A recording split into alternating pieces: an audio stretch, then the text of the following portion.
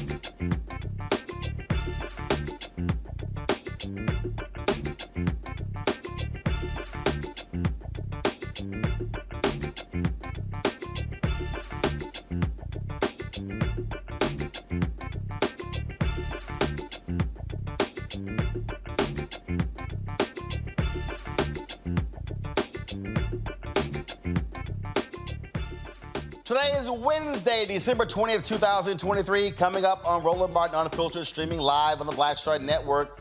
Texas has a new law that will allow police to arrest migrants who enter the U.S. illegally. We'll be joined by Congressman Mark Veasey to talk about that. Also, Lieutenant Governor of Texas, Dan Patrick, is now threatening that if Colorado kicks Trump off the ballot, he's going to make sure Texas does it as well to kick Joe Biden off. But Joe Biden didn't lead the insurrection. The people in my home state are stuck on stupid. Colorado Supreme Court historic decision to boot Trump off the primary presidential ballot using the 14th Amendment. Ooh, man, MAGA people are not taking it well. We'll talk with a retired federal judge about this decision. Also, the Nation Justice Correspondent, Elie Mystal. President Joe Biden responds to Trump saying immigrants coming to the U.S. are poisoning the blood of our country. He was speaking today in Milwaukee where they were touting small business booming for black and Latinos. Plus, 2 black Connecticut families filed federal lawsuits against a city because of how the police investigated their clients. We'll talk to the attorney. Also, I go one-on-one with gospel artist Sir the Baptist, and Taraji Henson makes some interesting comments about pay inequity in Hollywood. I'll break that down in my Where's Our Money segment. It's time to bring the funk on Roland Martin Unfiltered on the Black Star Network. Let's go. He's got it. Whatever the biz, he's on it. Whatever it is, he's got the scoop, the fact, the find. And when it breaks, he's right on time and it's rolling. Best believe he's knowing. Putting it down from sports to news to politics. With entertainment just for kicks, he's rolling. It's on go, y'all. It's Roland Martin, yeah. Rolling with Roland now. He's funk, he's fresh, he's real, the best, you know he's Roland Martin now.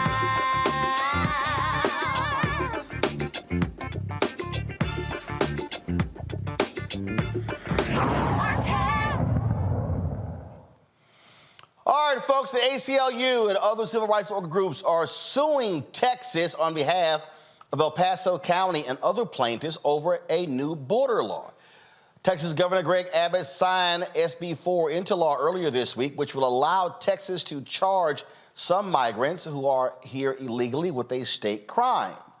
Joining us now from Fort Worth is Congressman Mark Veasey. Congressman, glad to have you here.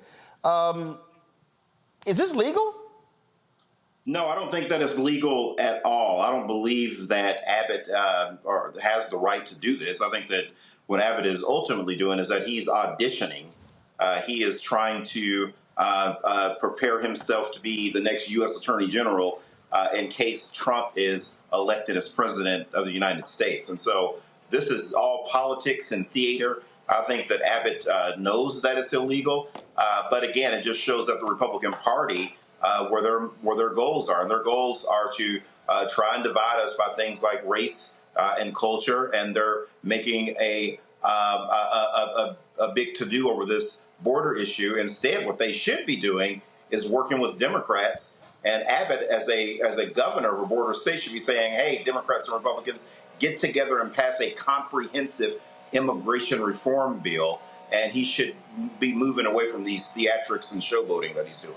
This is the same guy who also spent $4 billion in taxpayer money in Texas, sending troops to the border, inspecting cargo, and it did nothing. It was an absolute waste of money. Right. Yeah, absolutely. But it's classic Abbott. Anything that he can do to try and get into the spotlights, to keep his name out there so he can get that next big position, that's what he's all about.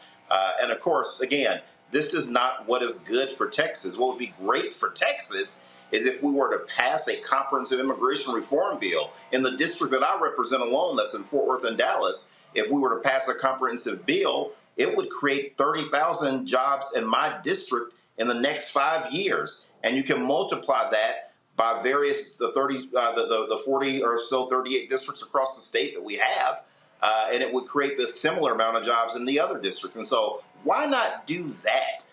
We have more jobs in Texas then we have people. And again, these sort of theatrics that Abbott is doing, I think that is completely illegal, and it plays to the worst instincts of Texans, and it's terrible. It's awful. Speaking of that, the Colorado decision regarding Trump, the Supreme Court. Now you got Dan Patrick. He goes on Fox News, and now he's threatening that if Colorado is successful in keeping Trump off the presidential ballot using the 14th Amendment, he goes that Biden is going to get taken off the ballot in Texas. Last I checked, Biden did not lead an insurrection. Right. Biden absolutely did not lead an insurrection. Had Biden lost his election, he would have peacefully respected the exchange of power that happens on January the 20th when a president loses or when a president's second term has expired. And so we would never have to worry about that. And you have to worry about that, of course, with Trump. And so what I think is probably going to happen is that the Supreme Court will make a ruling on this. They are probably going to take into consideration that other states may do some sort of tit-for-tat type games that could undercut our democracy. And so I think that all of those things will be taken into consideration. But you're absolutely right. At the end of the day, it's Trump that led an insurrection, that refused to call off the insurrectionists until he was threatened with the 25th Amendment. And so all of people in MAGA America, they have to remember that. All of my MAGA colleagues have to remember that it was Trump's own people, not Democrats, that threatened to remove this man immediately had he not called off the insurrectionists because he refused to do so. Congressman Mark Veasey, always a pleasure. I appreciate it. Thanks a lot. Good to see you, Roland. All right, thanks a bunch. Folks, look, just understand what we're dealing with here. You're dealing with a hard right, with the craziness they always are filled with. My panel, Robert Patillo, host People, Passion, Politics, News and Talk 1380 WAOK out of Atlanta. Rebecca Carruthers, Vice President, Fair Election Center out of D.C. A. Scott Bolden, attorney, and also former chair of the National Bar Association, plus the D.C. Chamber of Commerce Political Action Committee is also out of D.C.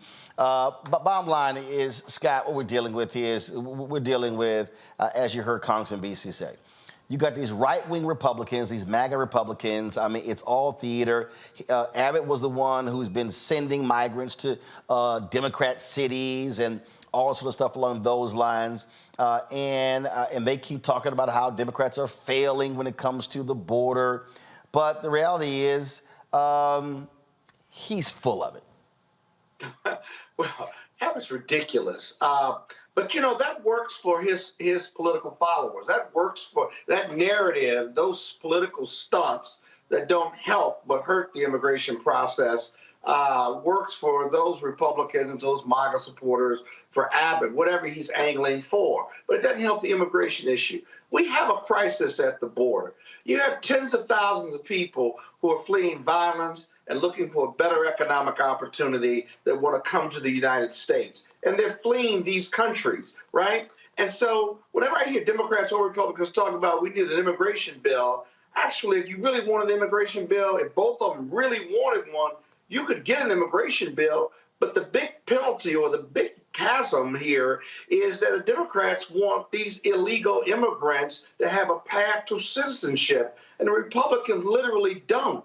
Yet, if these were white Northern European immigrants from the 30s and 40s, you'd give them a pathway to citizenship. So then you're left with these black and brown people who want economic opportunity, want to pursue the American dream, and all you hear Republicans talk about is, we got to close the border. This is too much. Well, what is too much? Simply because they're black and brown people? I mean, the arguments just are rooted in race and whistle calling. And so what can we do here? One piece is, I'm not sure that if you put 100,000 troops on the border, you put $100 million on the border, and therefore we'd have a more efficient process and you'd have more resources there, whether that would solve the problem.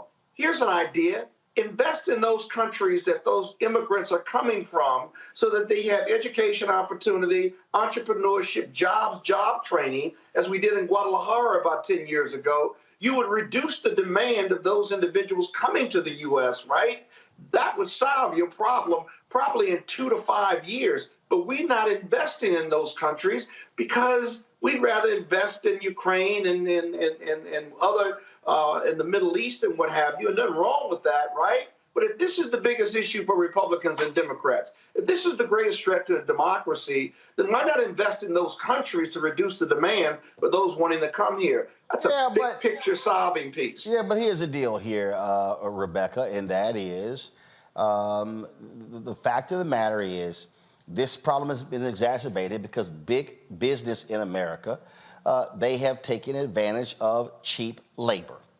And this goes back to the 70s and the 80s and the 90s and the 2000s when they did not want, when they were talking about, well, a check system and what. No, big business has benefited from cheap labor, and they were the ones who did not want to see folks deported.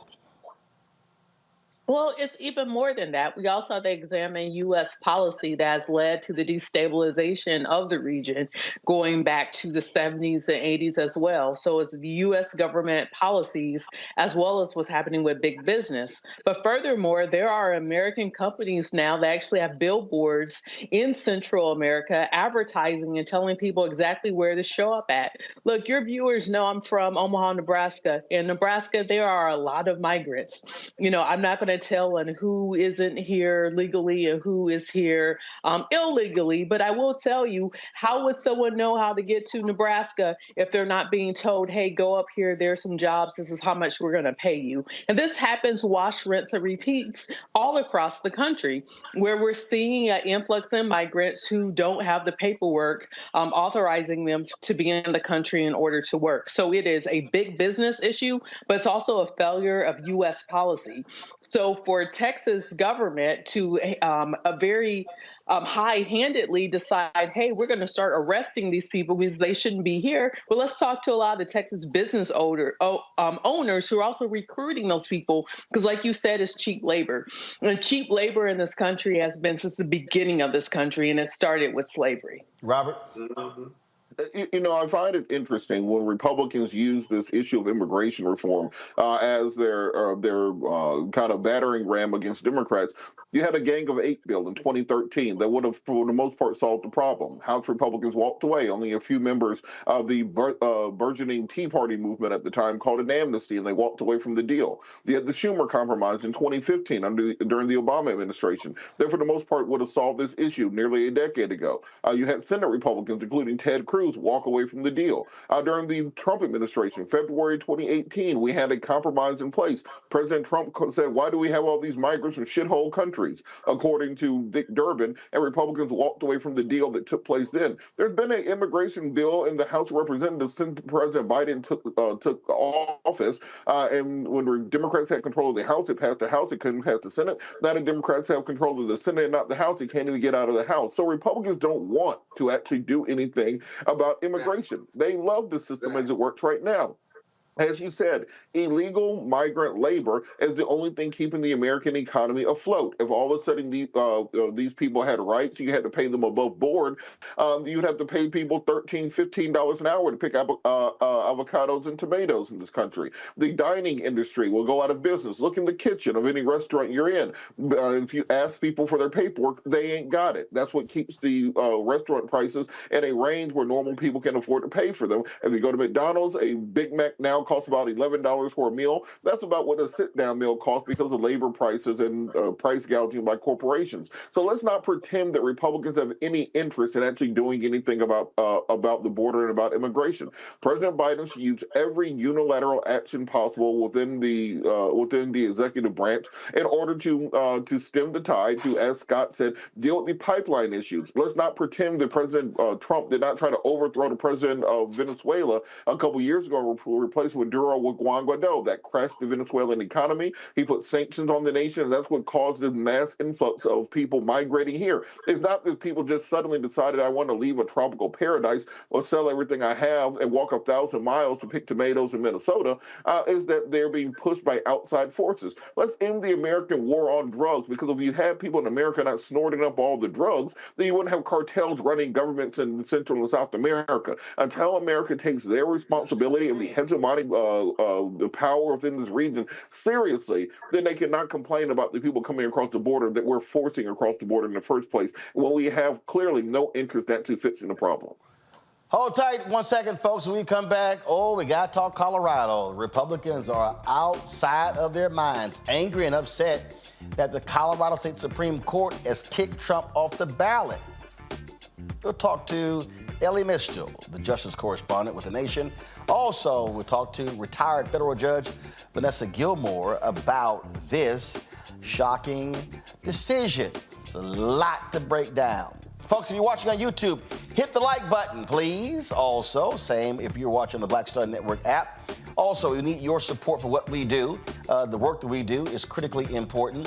Ain't nobody else out here doing what we do. The amount of quality news that we do every single day that speaks to our audience. And so your support is needed. Send us a check and money order to P.O. Box 57196, Washington, D.C., 20037-0196. Cash App, $RM Unfiltered. PayPal, R Martin Unfiltered. Venmo is RM Unfiltered. Zelle, Roland at RolandSMartin.com. Roland at RolandMartinUnfiltered.com. We'll be right back. Grow your business or career with Grow with Google's wide range of online courses, digital training, and tools. Gain in-demand job skills with flexible online training programs designed to put you on the fast track to jobs in high-growth fields. No experience is necessary. Learn at your own pace. Complete the online certificate program on your own terms. Stand out to employers, get on a path to in-demand jobs, and connect with top employers who are currently hiring. Take one professional career certificate program or all 6. Earn a Google Career Certificate to prepare for a job in a high-growth field like data analytics, project management, UX design, cybersecurity, and more. All professional career certificate programs must be completed by December 31st, 2024. Scan the QR code to complete the application. There are 1,000 scholarships available. Grow with Google and J. Hood and Associates. Be job ready and qualify for in-demand jobs.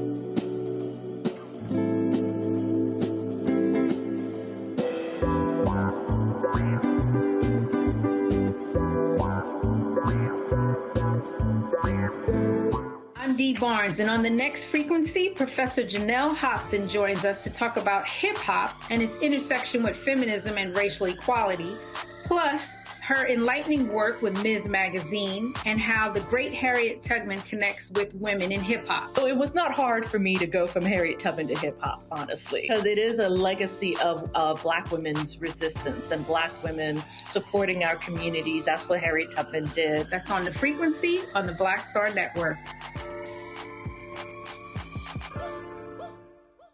Hey, what's up? Geek Tony in the place to be. Got kicked out your mama's university, creator and executive producer of Fat Tuesdays, an air hip-hop comedy. But right now, I'm rolling with Roland Martin, unfiltered, uncut, unplugged, and undamn believable. You hear me?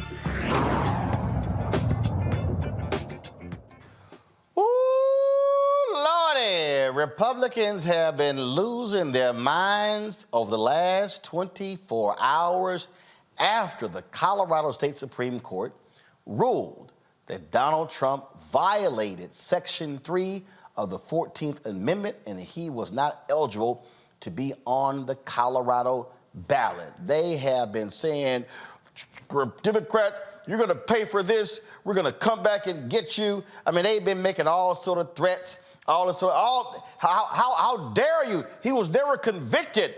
He was never. Constitution doesn't require that. I mean, they have been just losing it. Well, first of all, it's going to go to the Supreme Court. All right, so the conservatives got a 6-3 advantage on the Supreme Court. But I thought these people were strict constructionists. I thought they were about the text. What does the text say? I thought they were about law and order.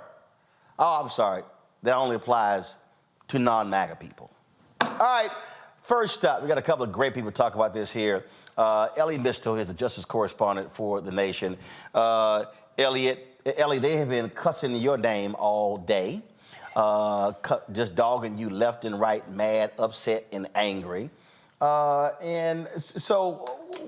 what do you make of a number of conservative judges? One of them has been on CNN, MSNBC, saying these judges really made a coherent argument, and they actually using conservative judges' language in their own decision. Absolutely, Roland. First of all, thanks for having me. Before I go on, I just want to say my favorite thing is when people are threatening me with Civil War II, brother. And I'm like, you realize that's why the 14th Amendment is here, right? Because we kicked your ass before, and so then we had to put in the Constitution. Anyway. So, yes, the reason why the Colorado Supreme Court opinion is so delicious is that it uses the conservatives' own arguments and ideologies against them on two fronts. One, you've already mentioned, that it's a strictly textual, a strict constructionist reading of the Constitution. Section 3 of the 14th Amendment says that you can be barred from holding office if you engage in insurrection. Doesn't say convicted of insurrection.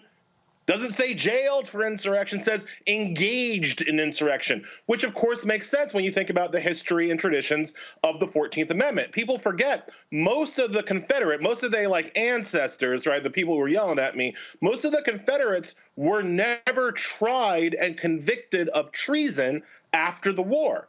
U.S. Grant took their guns and sent them home. Right, and where they could terrorize black people to their heart's content, as people in our community well know. But they were never rounded up, put on trial, and sent to jail for their participation in the Confederacy. So understanding this, when they wrote the 14th Amendment, trying to exclude these people from ever holding office again, they wrote the 14th Amendment in a way that didn't require them to be convicted of treason. Merely participating in the rebellion was enough to bar them from the ballot. So that's one. That's a strict constructionist reading of the 14th Amendment, which conservatives allegedly like. The other thing the Colorado State Supreme Court did was argue for its own states' rights. And you and I both know conservatives love to talk about states' rights whenever it comes to oppressing black people, right? Whenever it comes to denying black people the right to vote or the right to participate in the polity. Oh, it's all states' rights then, right? Well, here, Colorado is saying they have states' rights to decide for themselves who gets on the ballot in Colorado. And towards that end, the Colorado State Supreme Court quotes none other than current Republican Justice Neil Gorsuch, who, when he was on the 10th Circuit, wrote an opinion defending, wait for it, Colorado's states' rights to kick a Muslim off the ballot who wanted to run for president. His name was Abdul Karim Hassan. He was a naturalized citizen. The Constitution says that only natural-born citizens can hold the office of the president. See, Neil Gorsuch applied a strict constructionist reading to natural-born versus naturalized, said that Hassan did not qualify to be president, and Colorado, because of states' rights, had the right to kick Hassan off the ballot.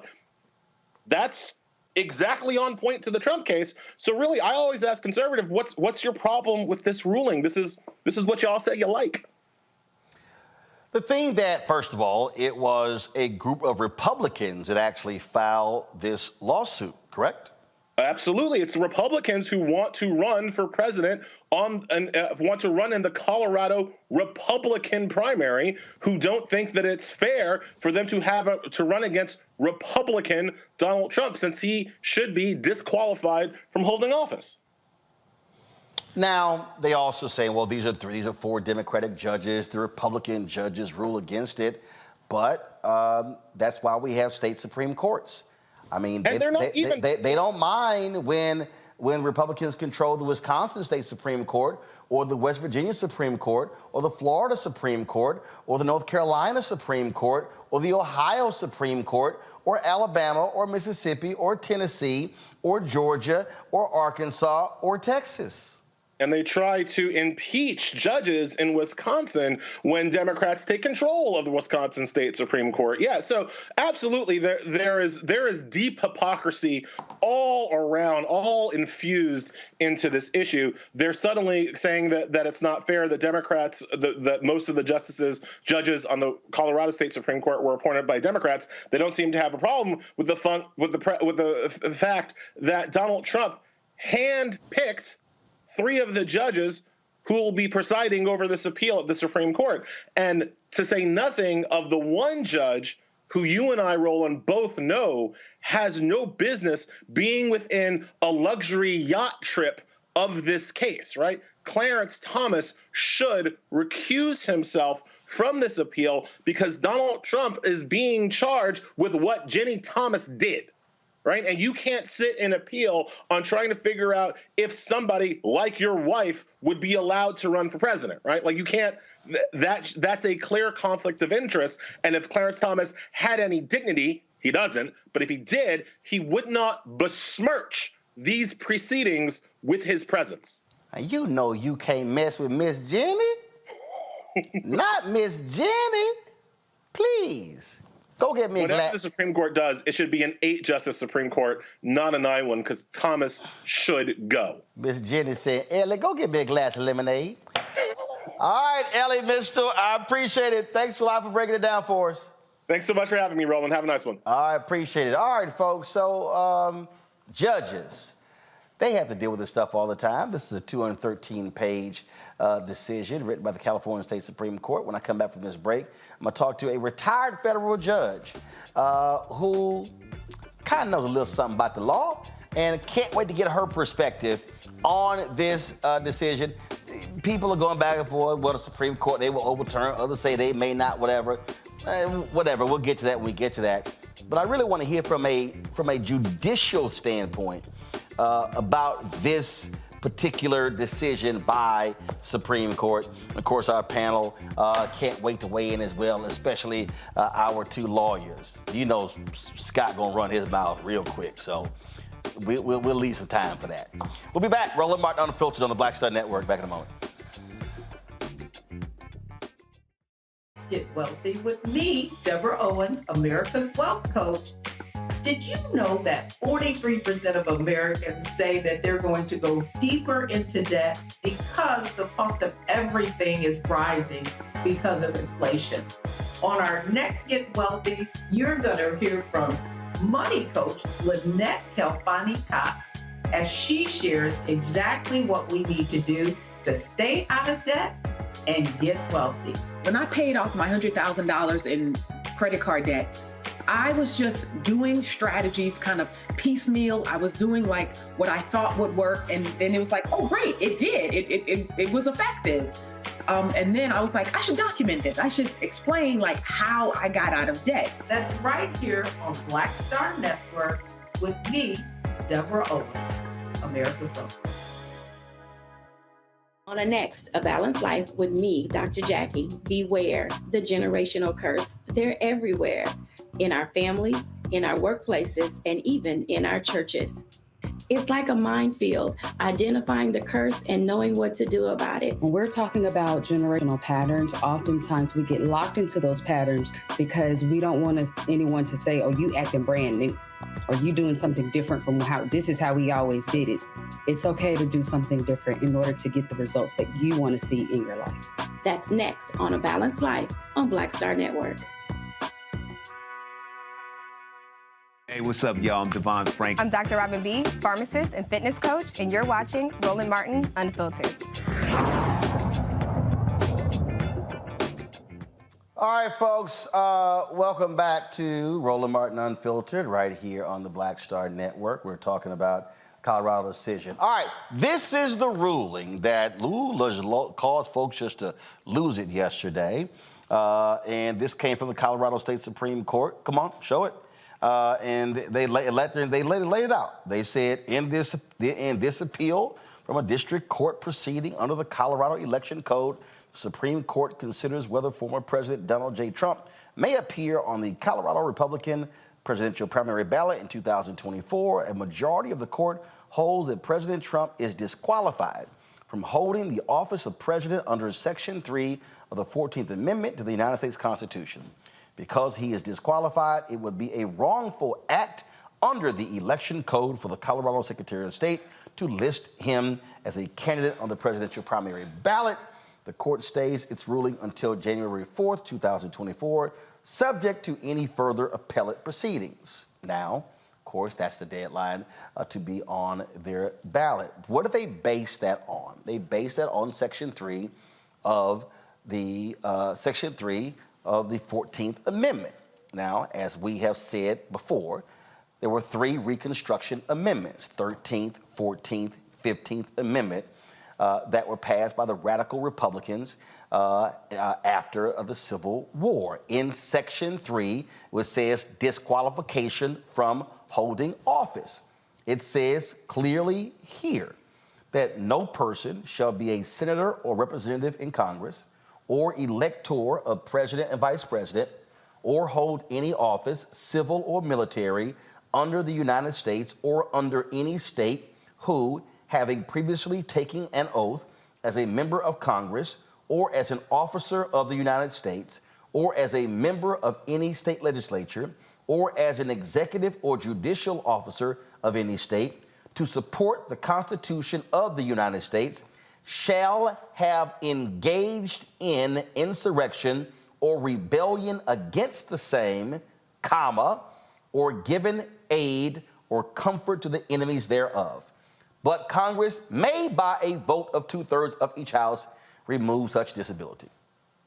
Vanessa Gilmore is a retired federal judge, spent more than a couple of decades on the federal bench. She joins us right now. We could talk the law or talk travel. She's such a travel aficionado, but we won't talk travel this time. Or we could also talk golf too. We'll talk about the law. Judge, good to see you. Let's talk about the law, Roland. Let's talk about it. All right, so here's the deal. I saw there was, but last night, there was a, let's see if I can pull it up here. That was, give me a second, that was a tweet from former Congressman Justin Amash, and he was not happy at all with this decision. This is what he said. The opinion of the Colorado Supreme Court is shameful and runs completely counter to our constitutional system. Donald Trump was not removed from office by Congress for engaging in insurrection. Donald Trump has not been criminally convicted in a court of law of engaging insurrection. And it goes on and on and on and on and on. But the Constitution doesn't say that. It doesn't say you have to be convicted or indicted or tried. It's real clear what it says regarding an insurrection directly involved in or aiding someone in it. That is exactly right. And the arguments against this ruling are sort of threefold, Roland. One, whether or not a president of the United States or a former president of the United States could be subject to the strict construction of the Constitution of the United States. The Colorado Supreme Court in its ruling said that the arguments against it were ridiculous. They said that the arguments essentially said that it should apply to everybody except the president and everybody and every office except the highest office in the land, the presidency. It does not say that. It says anybody holding an office in the United States, and the presidency is an office in the United States. So it clearly applies. So the arguments against it in that regard are not well-founded at all. They're not supported in the law. The other argument that I thought was most interesting is listening to the response of all of the other Republican candidates for president today, and all of whom said, well, this decision shouldn't be made by judges. This isn't something that the judges should decide. This should be decided by the people. This is a legal issue. The judges are the only ones that are qualified to interpret and analyze what the Constitution means on a particular issue. If you're talking about looking at the strict construction of the Constitution, that is for the courts to decide. That is not for the electorate to decide. And so the argument that this is a decision that should not be made by judges is bogus as well. And then the third argument is that the court should not be defining what an insurrection was. That is their responsibility to interpret words that are set forth in the Constitution and tell us what they mean. And so they did a very thorough and reasoned opinion explaining what insurrection meant and explaining why it applied and why this was an applicable situation here where a person had been involved in an insurrection. They did not have to be convicted. That's not what the Constitution requires. And so that argument also fails, Roland. Well, here's why it's also laughable, okay? And that is when you listen to them try to explain all of these different things and, well, you know, it, like I say, wasn't convicted. And the voters did decide.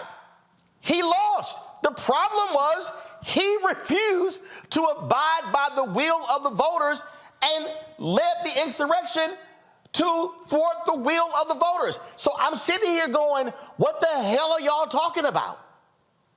Right, nothing. The voters did decide. They decided he should leave. He started an insurrection. The Constitution says if you are involved in an insurrection, it didn't specifically say the word president, but it applies to every person who is seeking an office and every office up to and including the presidency, even though those words are not specifically written there, because the Supreme Court of Colorado said it would be ridiculous to say that this applied to every office except for the presidency of the United States. And so the only remedy to find out whether or not this should proceed, whether or not his name could be placed on the ballot, was to sue the Secretary of State of Colorado and have the Secretary of State defend this. Now, interestingly, Roland, 14 different people sent in amicus briefs. All kinds of people wanted to weigh in on this. So lots of people had an opportunity to participate in this analysis and in this process. In one of those amicus briefs, 19 states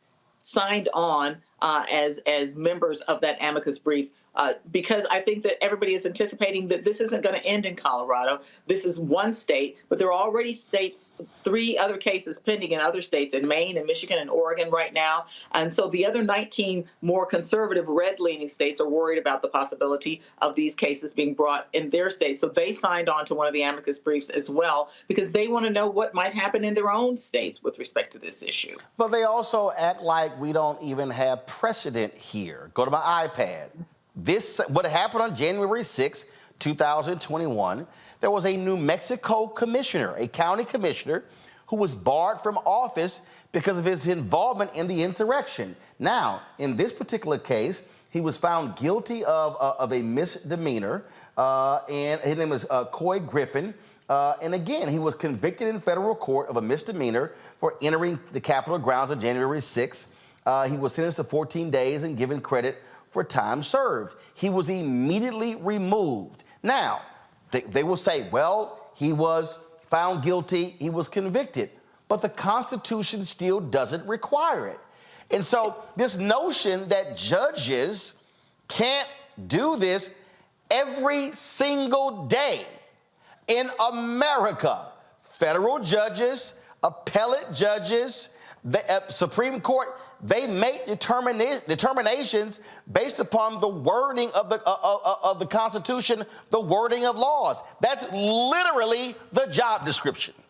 Right. It is their obligation to interpret the Constitution for us. But now it is the obligation, it will probably soon be the obligation of the United States Supreme Court to rule on this issue. And they have a very short window of opportunity in Colorado to find out what the Supreme Court is likely to do on this, because the Secretary of State has to certify the ballot in Colorado by January the 5th. And so they have stayed, the Supreme Court has stayed their ruling until January the 4th, assuming that there will be an immediate attempt to appeal this, which gives the United States Supreme Court a lot to do over the holidays for the next couple of weeks if they have to look at this issue. And I think that it's probably an issue that they don't want to weigh in on. I mean, the last time that they weighed in on something involving a national election in Bush versus Gore, it really damaged the reputation and the image of the court. And I think that it's almost a no-win situation for them, but they have to weigh in and they have to rule on whether or not the Colorado Supreme Court was correct in deciding that, 1, an insurrection had happened, 2, that this section of the 14th Amendment applies to the president, and two, whether or not they were correct in actually making this ruling at all. If they have to weigh in, it's important that they do so as soon as possible so that people don't waste their votes, their primary votes, voting for a candidate who may not be able to ultimately be on the ballot. So what I also find to be interesting when I hear people, when I hear these MAGA people say that, well, these liberals on the court, this was an overreach. But the same MAGA folk, I thought they said that when it comes to the elections, we actually have state elections. So state Supreme Courts made rulings, and they were angry. They were angry when the state Supreme Courts went against them in 2020, Pennsylvania, Michigan, and others. But they loved it when the state Supreme Courts in Ohio, other places, ruled with them. So the Colorado Supreme Court was only making a determination based upon their state law and their presidential ballot. That's exactly right. There are two sort of tenets of the conservative legal point of view, and one is the strict construction of the Constitution, which is what this court did here, and states' rights, which is what this court protected here. This court protected the right of Colorado to determine who should be on its ballots, and they strictly construed the 14th Amendment, Section 3, of the 14th Amendment of the Constitution. They really literally followed the very conservative roadmap here. They did not act as activist judges. They stayed within the letter of the law, and they did what they needed to do in terms of providing a definition where one was needed on what an insurrection meant. They literally followed a very strict constructionist conservative roadmap here, and yet they're still being criticized. Conservative Judge Michael Ludig, he was on the Fourth Circuit Appeals Court. He's been on MSNBC, CNN, and he had this to say. Love to get your thoughts on this. Check this out. The individual justices of the Colorado Supreme Court brought honor to their court and as well to the state and federal judiciaries with their opinion tonight in this historic case. The court meticulously and methodically addressed seriatim the many state issues and federal constitutional issues that were involved in the case. They marshaled the support for each and every one of their decisions of state law and federal constitutional law, as well as any judge could do. Their opinion is unassailable. Under the objective law of the federal Constitution and Section 3 of the 14th Amendment, the Supreme Court of the United States ought to affirm this decision today. All right, so Judge Gilmore, when you look at this ruling and how they laid it out, I mean, do they present a real challenge to the conservatives on the Supreme Court to try to get around it and come up with a way to keep Trump on the ballot with how they laid their argument out? Absolutely. Judge Ludig is right. He is a well-respected jurist in the federal judiciary. But I spent a lot of time today reading that, as you already mentioned, 213-page opinion to determine what the basis of their ruling was. It was extremely well laid out. It was thorough. It covered every potential issue that could be raised, from what is an insurrection, what is a president, what is an office of the United States, what would be the way that this law should be applied in this instance. They did not leave any stone unturned. And as I mentioned earlier, they gave ample opportunity, one, for the Republicans of Colorado, other Republicans of Colorado, to intervene in the lawsuit. They allowed that. They allowed President Trump to intervene in the lawsuit.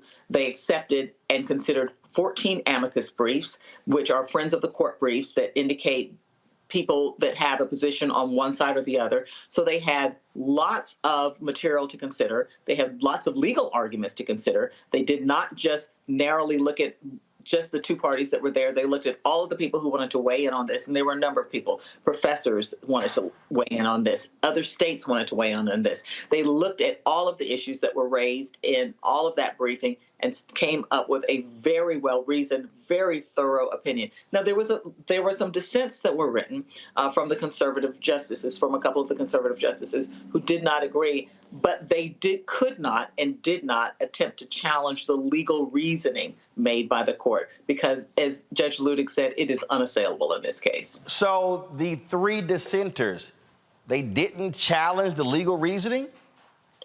They tried to challenge the interpretation, for instance, the interpretation of what was an insurrection, but they couldn't actually really challenge what the court found with respect to what the Constitution said or didn't say. The fact that the Constitution didn't specifically say president, but that it had to apply to any office of the United States. So there was just really no way to challenge that ruling by the Colorado Supreme Court, even in the dissent. Well, I get a kick out of these conservatives and these MAGA people who believe that the presidency is so distinct that frankly, they are immune from any law whatsoever, which is just utter nonsense. I mean, Richard Nixon wishes that was the case, and he learned a very valuable lesson, a unanimous decision against him. And so, hold on one second, going to a break. I know my panelists can't wait to ask you some questions, folks. It has been talked about the last 24 hours.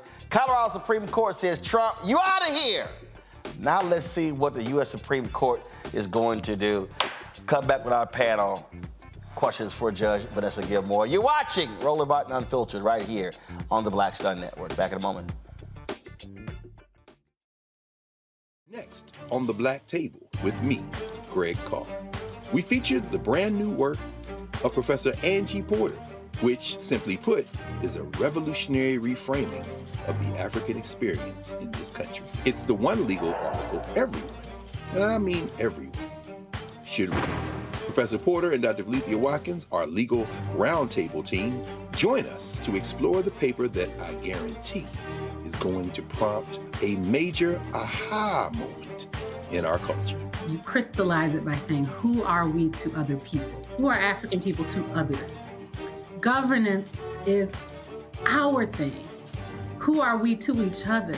The structures we create for ourselves, how we order the universe as African people. That's next on The Black Table, here on the Black Star Network.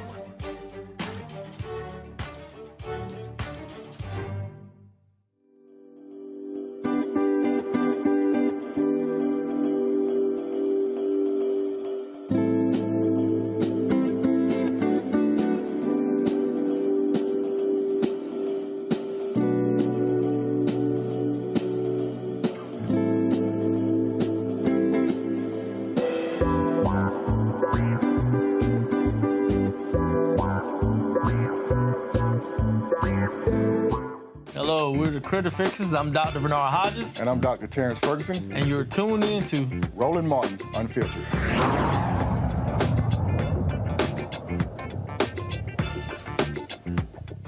All right, folks, time for our questions. Robert Patillo, you're first for Judge Vanessa Gilmore.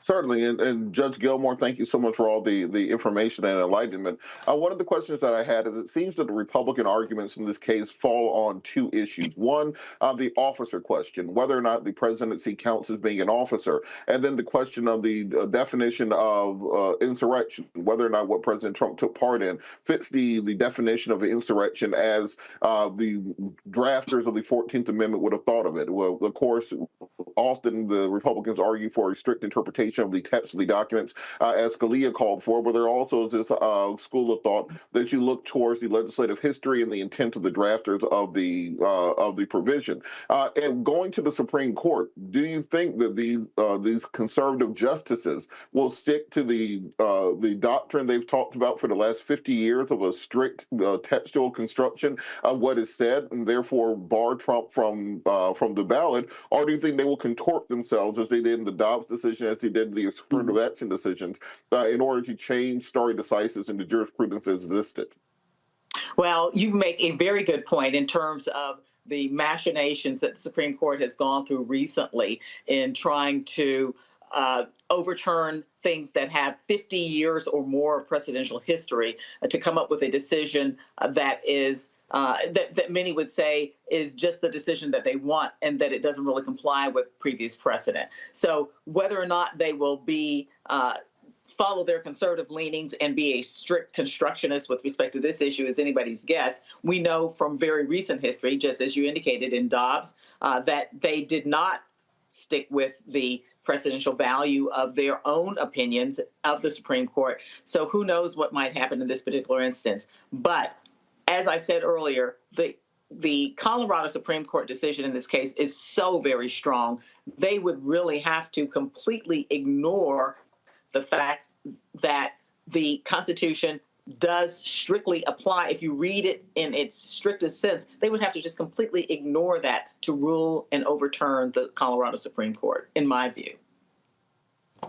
Rebecca. Thank you, Judge, so much for being here tonight. I graduated law school in 2007, and the only case we talked that was remotely close was Bush v. Gore. So I have a couple of questions here to piggyback off of Robert.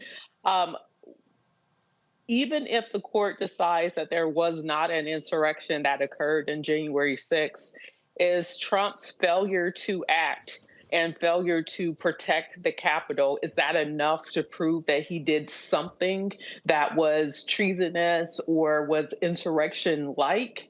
Is that enough, or does there actually have to be a decision made of whether or not there was an insurrection January 6th? If you look through and read through the Colorado Supreme Court opinion, they were painstaking in their analysis of what constitutes an insurrection.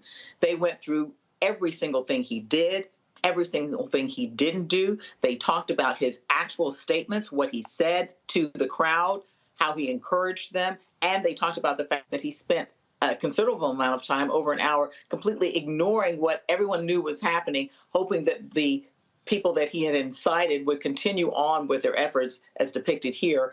And so they went through a painstaking analysis of what could constitute an insurrection. And I think that their opinion in that regard is very strong. And really, frankly, it's unassailable. Well, I love how conservatives are trying to suggest that that the president is not an officer of the United States. If he's not, then who is? I don't know how we get around that. Rebecca, go ahead. Yep, and then a quick follow-up. If I remember correctly, in Bush v. Gore, that particular decision was just supposed to be for that one time only. If the court decides that Trump can be on the ballot and they decide to ignore, if they decide to go back on their Federal Society leanings, could they try to have it both ways by saying, oh, we're just making this ruling for this one time only, but this has nothing to do with what we think about as a strict constructionist viewpoint of the Constitution. You know, you make a very good point there, and particularly where we already have this exact same case pending in 3 other states, in Maine, in Michigan, and in Oregon right now. And I think a threat that it could be filed in a number of other states where it has not yet been filed. And so I think you make a very good point in terms of whether or not they will say that this is something that is supposed to be applied narrowly only in this particular instance, or whether or not they might say that it has precedential value for future offices or for other offices.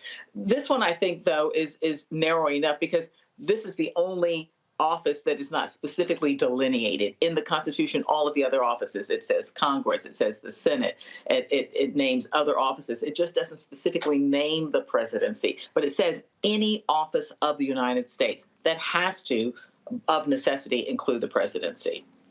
Scott. Thanks, Roland. Yeah, Your Honor, but isn't the Colorado case different than the Michigan and Oregon cases? Because here you had an enabling statute that specifically allowed the plaintiffs to bring a lawsuit, not the Board of Election and Ethics, but the lawsuit that would challenge having someone on the ballot. And then secondly, the Supreme Court's going to have to deal with what the federal district court did because the federal district court made a factual finding. That's a judge's obligation, but they said it didn't apply to the primary ballot. It may apply to the general elections. We know states control federal elections, at least for the president, right? They control who's on the ballot, the parties do. So what's your response to those two issues? Because I think those two issues is how the Supreme Court will reverse this. I don't want them to, but I think those are the two power points or pressure points. But what do you think? Even without an enabling statute in the other states that would allow somebody to file a lawsuit to protect the integrity of the ballot in their particular state, what is the remedy? How is it that people would not be able to figure out a way to pursue a legal action to try to determine who should legitimately be on the ballot in their state? I understand that Colorado is a little bit different and that they did have the enabling statute, but the other states have got to have a mechanism or a way to allow people to pursue a challenge to persons being on the ballot that are not legitimately on the ballot. Well, as a former state party chair here in D.C., every jurisdiction certainly does. But here, I think the enabling statute, at least conservatives will latch onto that. But the reality, here's another point. If it's de novo review at the Supreme Court level, I think it is, then the Supreme Court can just simply disagree and make a different finding in regard to how you define insurrection and whether Trump's bad acts connote or denote conduct of insurrection. If they can simply disagree, they can reverse it, can't they? Yes, you're absolutely right about that. And I guess we will just have to see. But I don't think we're going to have to wait long to see, do you? I think it's going to be a scenario where they give us an answer fairly quickly. That just means we need to start praying now. Let's not delay our prayers, ladies and gentlemen. All right. Final question for you, Judge Gilmore. What do you think this court will do? Oh my gosh. Let me hold on. Let me get my crystal ball out. Hold on one second. Right, exactly. I mean, come on, Scott. I can't let her go without asking the question. And Scott, I ain't ask you. Why didn't you? Pick on him. Pick on him. Nah. Listen. First of all, somebody already said in the group chat, they said the judge is about to admonish Scott anyway if he keep disagreeing with her. So trust Judge Gilmore. I hold him in contempt every week. I think we are just having a healthy discussion here, but I think that we should all have a secret ballot here where we all vote, and then you have us come back in a week, Roland, after they've ruled, and see which one of us came closest to the right answer. All right. That's a cop-out. All right, fine. You all y'all send me a text message, and then I'll hold on to it. Then I'll see. So here's what I want. Okay, here's what I want. I want all four of y'all to send me a text message, and I want the ruling, and I want the number. Oh wow! Is it 9-0? The number of votes? Is it? Who votes how? Well, that's what the hell the number means. It will That's be the clarification. If they reverse, it'll be 6-3. Hey, Scott, I ain't asked you to say it. I said text it. Oh, I'm not afraid of it. See, you cappers are hard-headed. All right. Judge Gilmore, always a pleasure. I'll see you on the golf course when I come back home to Houston. Thank you. All right, thanks a lot. All right, y'all, got to go to a break. We come back. We're going to talk about Taraji P. Henson and the whole issue of getting paid or lack thereof in Hollywood. We're going to talk about that. Man, we got all kinds of stuff we're going to talk about. I got my interview with Sir the Baptist, a phenomenal interview. He participated in the McDonald's gospel tour. Trust me, it's a conversation that y'all want to hear. The brother, his understanding of sound is unbelievable. We'll also talk about some federal lawsuits coming out of Connecticut. All right, folks, all of that and more right here on Roland Martin Unfiltered on the Black Star Network. Back in a moment. Grow your business or career with Grow with Google's wide range of online courses, digital training, and tools. Gain in-demand job skills with flexible online training programs designed to put you on the fast track to jobs in high-growth fields. No experience is necessary. Learn at your own pace. Complete the online certificate program on your own terms. Stand out to employers, get on a path to in-demand jobs, and connect with top employers who are currently hiring. Take one professional career certificate program or all 6. Earn a Google Career Certificate to prepare for a job in a high-growth field like data analytics, project management, UX design, cybersecurity, and more. All professional career certificate programs must be completed by December 31st, 2024. Scan the QR code to complete the application. There are 1,000 scholarships available. Grow with Google and J. Hood and Associates. Be job ready and qualify for in-demand jobs. I'm Faraji Muhammad, live from LA. And this is The Culture. The Culture is a two-way conversation. You and me. We talk about the stories, politics, the good, the bad, and the downright ugly. So join our community every day at 3 p.m. Eastern and let your voice be heard. Hey, we're all in this together. So let's talk about it and see what kind of trouble we can get into. It's The Culture, weekdays at 3, only on the Black Star Network. Hello, I'm Paula J. Parker. Truly proud on the Proud Family. I am Tommy Davidson. I play Oscar on Proud Family, Louder and Proud. Hi, I'm Jo Marie Payton, voice of Sugar Mama on Disney's Louder and Prouder, Disney Plus. And I'm with Roland Martin on Unfiltered. 2 Connecticut families are suing the city of Bridgeport for the way police handled the murder investigation of 2 black women who were found dead in separate incidents on December 12, 2021. The lawsuit claims the police failed to investigate the death of Lauren Smith Fields and Brenda Lee Rawls because they were black women, and they also did not notify their families of the deaths in a timely manner. Attorney Darnell Crossland is representing both families in these separate federal lawsuits. He joins us from Bridgeport. Darnell, glad to have you back. For folks who are not familiar with these 2 stories, one of them went on a date or met someone that was online and was found dead, and the police just let the person walk, correct? Correct. That's correct. Thanks for following the story. I think you were here from the beginning when it first broke. Yep. And so, as you know, we have 2 years to file a lawsuit from the date of incident, and we tried to work with the city. The mayor this week came out in the Connecticut Post, and he supported our position, and our position is plain. Our client, Lauren Smith Fields, met a guy on Bumble who happened to be a white male. Sort of the Gabby Petito kind of essence. And she went on a date with this guy. He came over to her house. He brought drinks, tequila, et cetera. And then she was found bleeding from her nose and dead in the bed. The guy told the police they didn't have sex. That didn't bear truth because they found a used condom in the bathroom. They found the alcohol bottles. They found a place in disarray, like it could have been a fight. And the police officer who we think knew this guy said he's a nice guy, nothing to see here, let him go. That police officer was later suspended, and 2 other guys were suspended as well. Then they got their jobs back, and then they retired. And so we got no relief here, so we filed a federal lawsuit last week in Bridgeport Federal Court, claiming a violation of 1983 civil rights. And when we talk about these cases, I mean, not only not notifying the family, but literally just running a completely shoddy investigation. Absolutely. I mean, one thing we know for sure in these cases, even if it's a husband and wife, and the wife is found dead, the first person who's a suspect is the husband.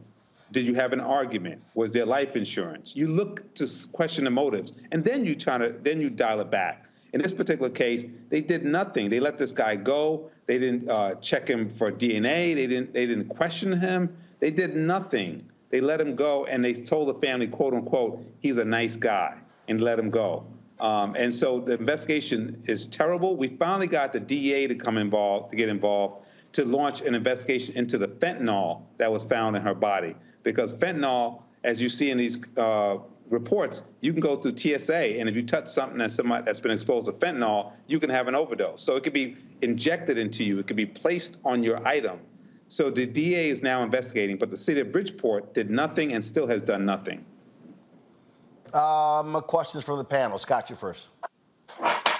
Yeah, thank you, Roland. How cooperative have the police been, and have you reached out to the feds as well to help with this investigation? Yes. So to the latter question, the feds are the DEA. So the DEA finally came in, and now they're investigating strictly as it relates to fentanyl, because in the country, fentanyl has caused a lot of issues. So the DEA is interested in finding what was the source of the fentanyl that was found in her body. And so we're pleased at least they're looking for that, because that might lead them to where it came from. But in terms of how cooperative the police officers were, I'll give you an example. Typically, we watch television, CSI, crime scene investigation. The police department never came and dusted the place. They never came in the white suits until we forced them to come and collect items. When they collected the items, they're supposed to send them to Meriden, Connecticut, which is the crime lab, and they get a number. I called the laboratory to see what items were submitted, and they said, "Oh my God, are you calling about the young lady who was found dead?" I said, "Yeah, do you know about that?" "Yeah, we saw it on the news," they said. But there's been no submission by the Bridgeport Police Department. I said, "What do you mean no submission? These are fungible items that have to be put in freezers, and like the condom." And they said, "No, they've given nothing." And up till this day, 2 years later, nothing's been submitted to the lab. And that's why we're in federal court. Wow. Rebecca. It takes I'm sorry, Scott, go ahead, real quick. No, these investigations are sensitive. As a former prosecutor and a former homicide prosecutor, time is of the essence. Keeping the death scene preserved and preserving DNA and whatever you take from the scene. I don't know how you fix that, though. I mean, I'm glad you're suing, but you and I both know once that's gone, once that evidence isn't preserved, it's hard to get it back and hard to put together what happened, but more importantly, a murder prosecution, right? Well, I hate to go back to television, but what you're touching on is what we know the show, The First 48. In the first 48, things disappear, and it's hard to, those are vital times. So time is as the essence of the essence, as you said. So we can't make this go back, but we're suing for $30 million for each family, because this is intentional, it's negligent. My client's mom goes to treatment every day. She wakes up in nightmares. I mean, you can't imagine what you go through, and money can't make you whole again. But as we say in the movie The Burial, Willie Gary, which is my movie I just watched, you can't sit back and let this stuff happen. Yeah, but have you figured out why they did this? It's simple to explain away negligence. Okay, they were negligent. They didn't care because these were black women. I got it. But there's usually something more than that in these cases. Have you found any other motivational reason why they were just extremely negligent here? Well, two things. One, there's people who could be intentional, and there's people who could be implicit. We think Detective Cronin may have had a connection with the suspect. And so we requested his cell phone records to see who he called within that first couple hours after the incident. And they have not turned that over. And so he's, we think, a little more culpable. Then he retired, strangely enough. Well, the city of Bridgeport, they could be implicit in his diabolical behavior if he knew somebody. So the Freedom of Information Act, Inside Edition, everybody filed these FOIA requests. They've turned nothing over, and the city of Bridgeport got fined for not complying with FOIA. So the city is in trouble, and we're on top of it. Rebecca? Is there a way to civilly go after that particular officer's retirement pension? Is there any way to hold him accountable at all? Like, what can actually be done? Well, the strange thing about that, we know that people retire so that they can protect their pension. So meaning that if he stayed on the job, then his pension, he could lose his pension if he's fired or found to be in trouble or be liable for this. He could lose his pension. So officers who feel that their pension is in danger, they run for the hills. And my understanding is once they run for the hills, we can't sue him and attach his pension at this point. because he secured it by leaving. But like we stated, Bumble, we named them in the lawsuit, and they've since taken remedial measures to make their platform more safe. But we feel that they're also liable for allowing this type of behavior to continue on their platforms where young people are found dead. So his pension might be protected, but we're going after the city, we're going after Bumble, and this family can never be made whole again. But we need them to be compensated for this behavior. We also changed the law in Connecticut. So now there's a new notification law. If a cop doesn't notify the family within the first 24 hours, that they lose their post-certification to be cops. So we were able to do that in the legislature as a part of this lawsuit, or this journey, I should say. Robert? Given all the information that you've uncovered in this case, I've noticed a pattern around the country of police simply not taking the deaths of African-American women as seriously as the deaths of other individuals. I think we all know about the maternal mortality rates, the racial abuse against African-American women. What can we do to start pushing law enforcement to really take Black women who are missing, who are victims of crimes, more seriously, and putting that first 48 hours of work in so that we get a jump start on solving many of these cases instead of them becoming cold cases down the line? Well, that's a great question. And I think the fact that we've convened here today says that this is how we start to give voice to this. Gwen Ifill, rest in peace, coined the phrase missing white woman syndrome. Gabby Petito case, they go crazy if it's a white woman. And had this tables been turned where it was a white woman found dead and Tyrone was in that apartment, you best believe things would have been different. So we have to stand up, and counsel, your former prosecutor, it's not easy going in federal court and standing up and saying we're filing a lawsuit. People typically walk away, and there's not a lot of money. It's not like a car accident case where there's an insurance policy. But we put hours and hours, and Roland, again, was here from the beginning. This is 2 years now.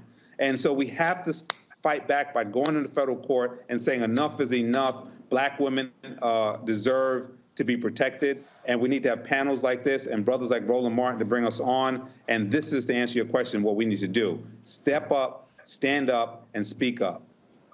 All right, then. We'll appreciate it. Keep us abreast what happens.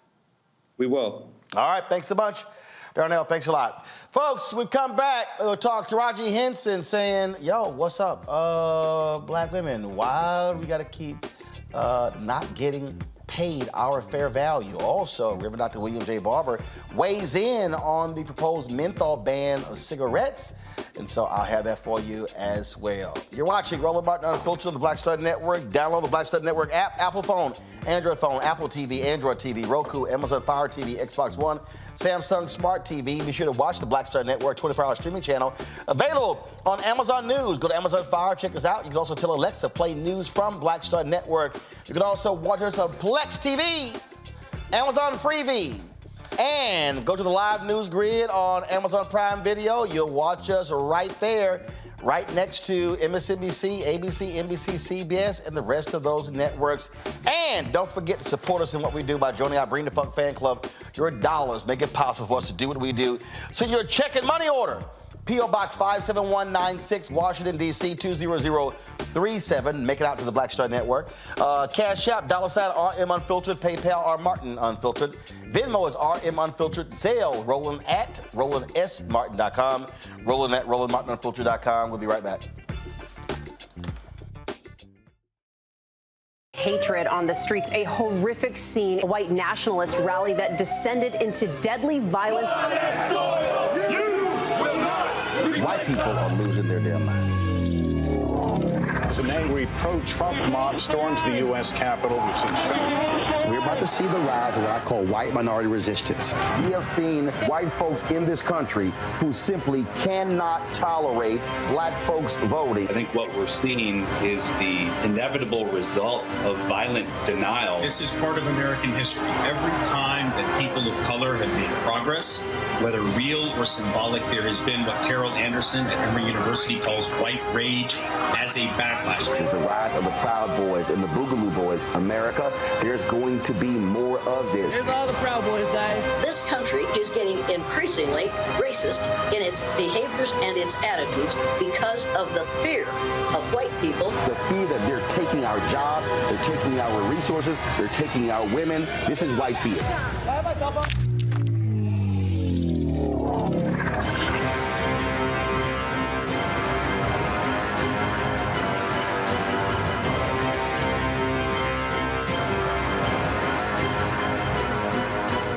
What's up, y'all? I'm Devon Franklin. It is always a pleasure to be in the house. You are watching Roland Martin Unfiltered. Stay right here.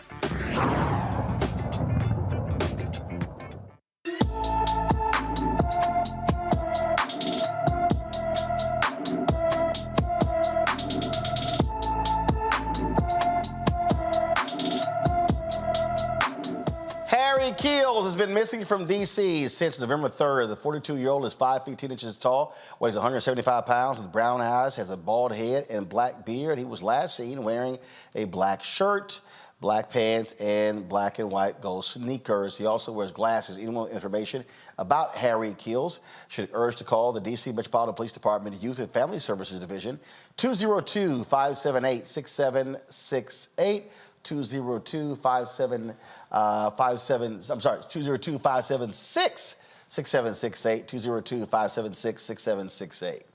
Folks, civil rights leaders and national black organizations want the Biden-Harris administration to end the delay in ruling to ban menthol cigarettes that pose a serious health threat to black folks. The Biden administration delayed the ban on menthol cigarettes until March after getting lots of pushback from other civil rights organizations, including some members of National Organization of Black Law Enforcement Executives, as well as the National Action Network, Reverend Al Sharpton's group. Well, Tuesday, Reverend Dr.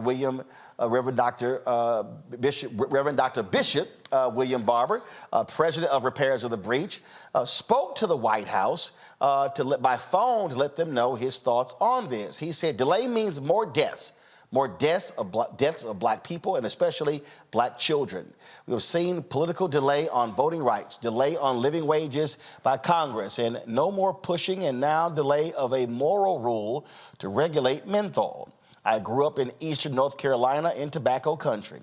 I was a part of the group of poor, rural boys and girls that tobacco growers use, paying the lowest wage possible to crop and prime tobacco.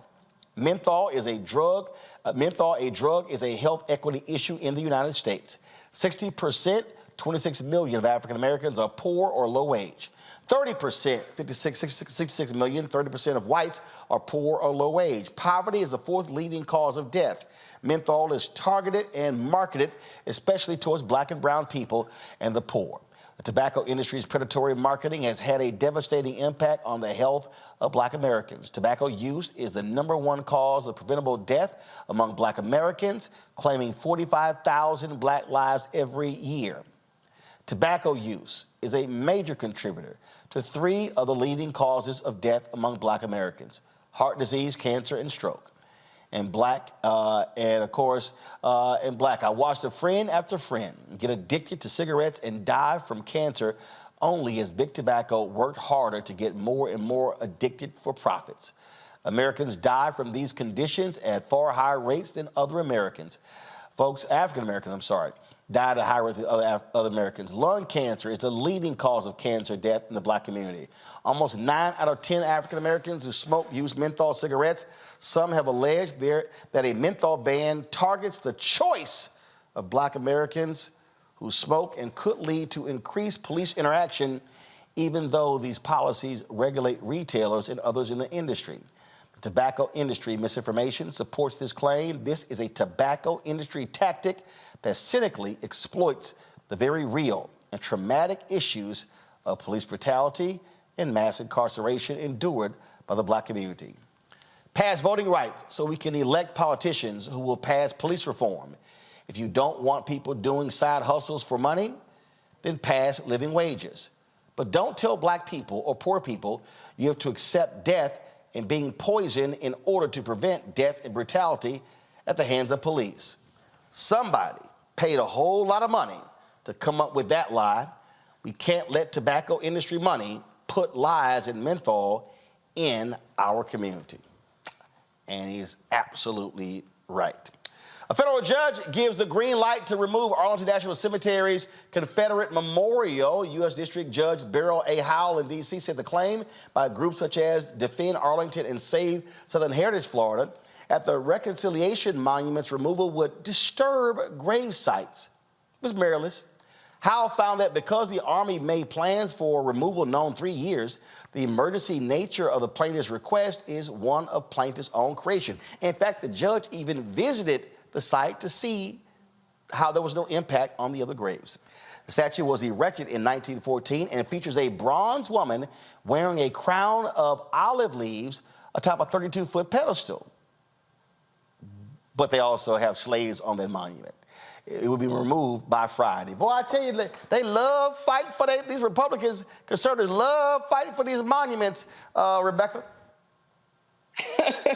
That's not a side of history that you want to be on. It doesn't make sense. There's nowhere else in the world where you can have a national cemetery and have those who committed treason against that said country glorified. Like, to me, it dishonors those who gave their life to this country in support of protecting freedoms in this country, both here and abroad. So to even have that at Arlington just simply does not make sense. And once again, I don't understand why these Republicans want to be on this side of history. You cannot go to Germany and see Nazi statues or memorials.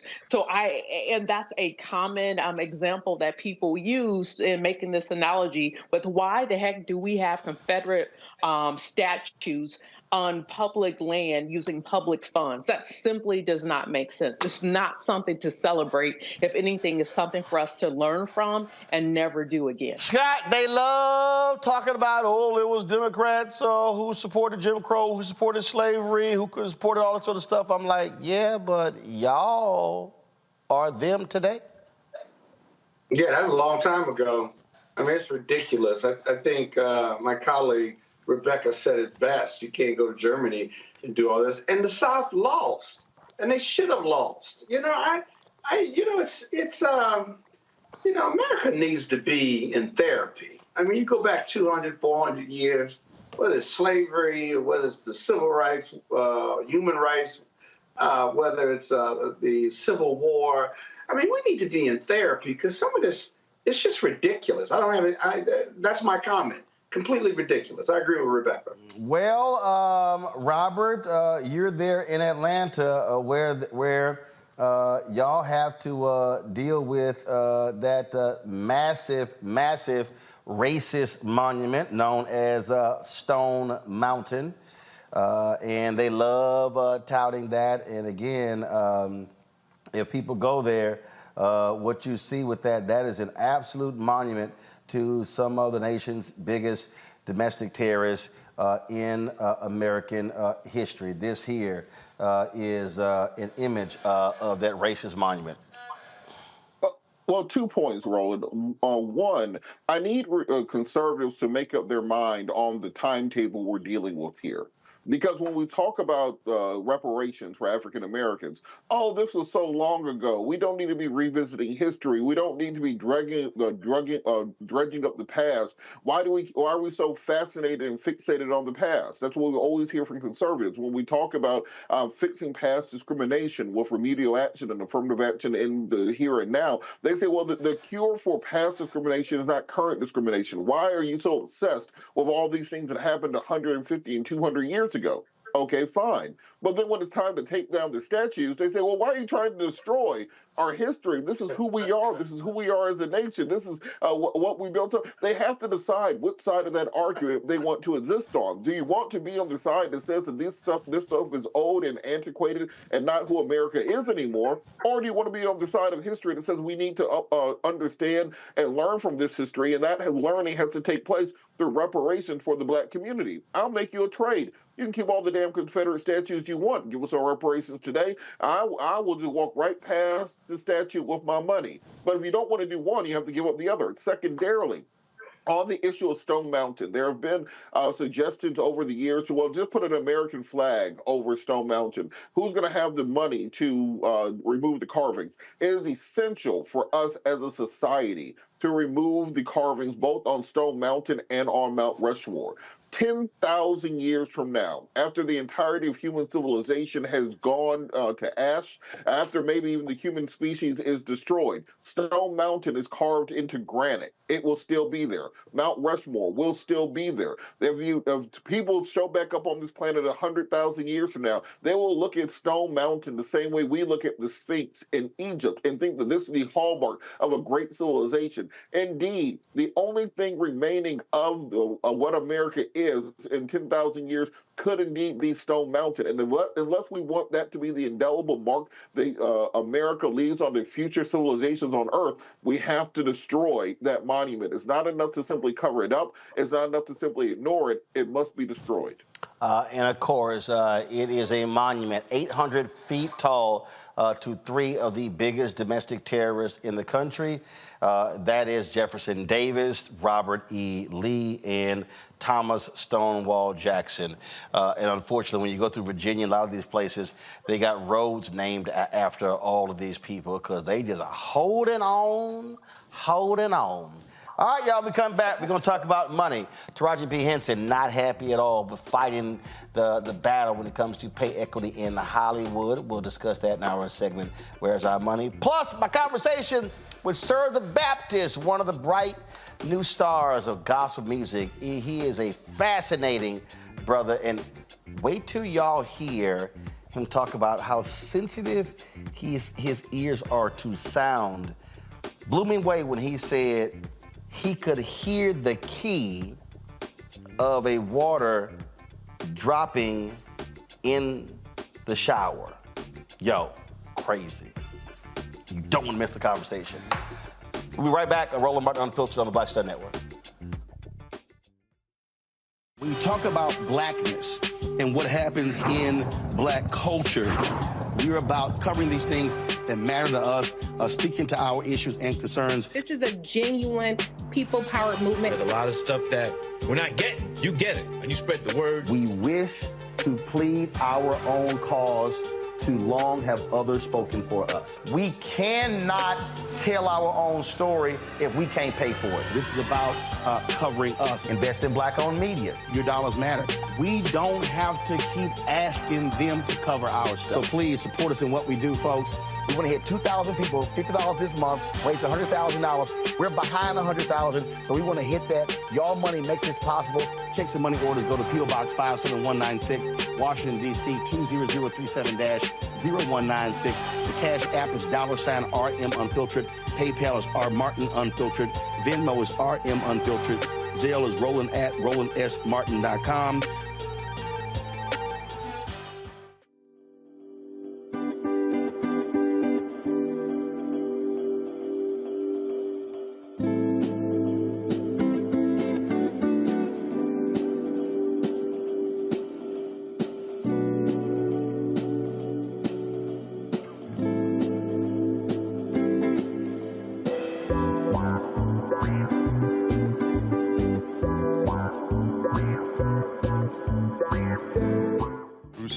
Creator and executive producer of The Proud Family, Louder and Prouder, and you're watching Roland Martin Unfiltered.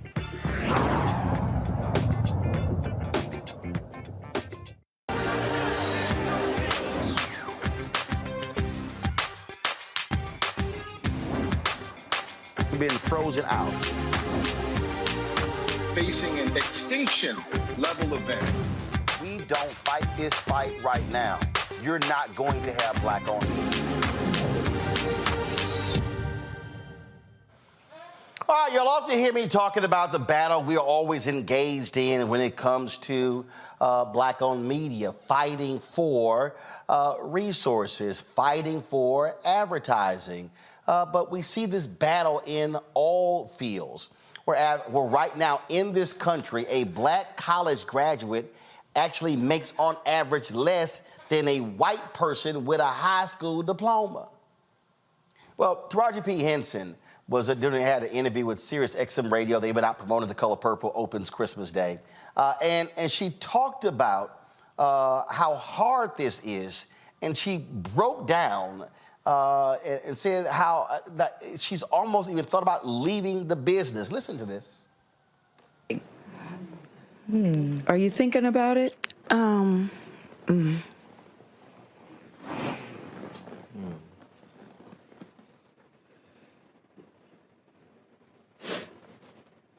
I'm just tired of working so hard, being gracious at what I do, getting paid a fraction of the cost. I'm tired of hearing my sisters say the same thing over and over. You get tired. I hear people go, you work a lot. Well, have to. The math ain't mathing. And when you start working a lot, you know, you have a team.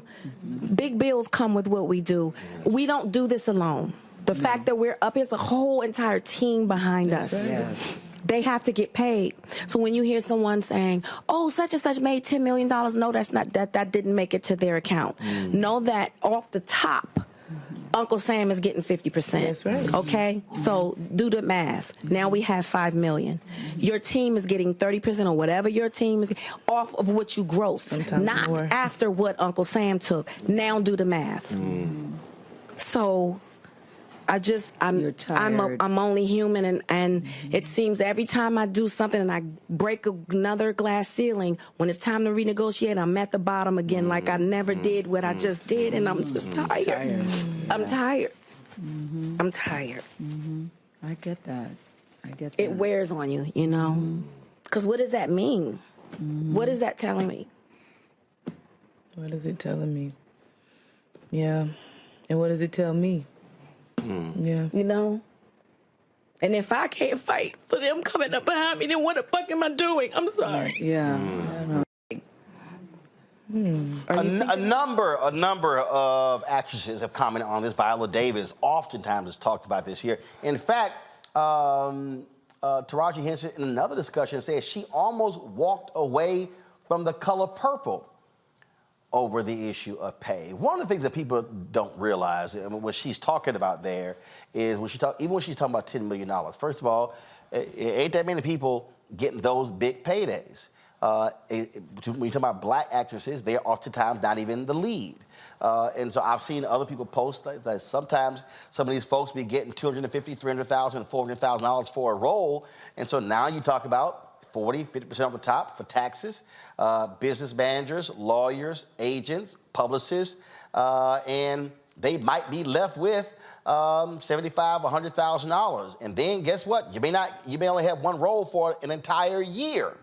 And so she's talking about, again, the battle that black people have to play in Hollywood to be paid properly. The thing here, Scott, is that this isn't just even a black female issue in Hollywood.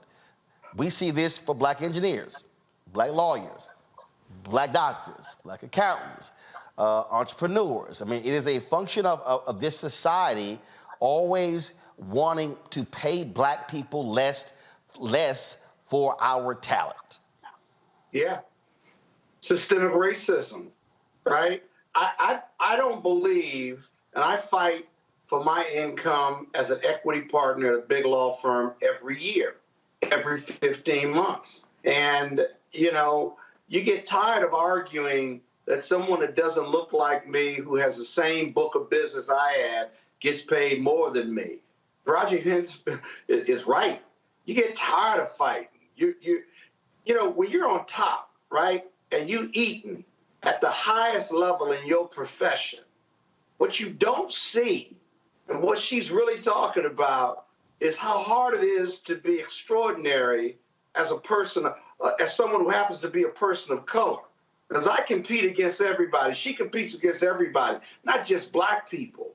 But to stay on top, underneath that iceberg, you see the pain and the disappointment and the hard work and how tired you are just to fight to stay on top and compete against those that don't look like you, and to have to fight to get paid as much or to fight to get paid as much as possible, that in comparison, right, the talent around you that doesn't look like you isn't smarter than you, isn't better than you, doesn't work harder than you, isn't more extraordinary than you, isn't more excellent than you.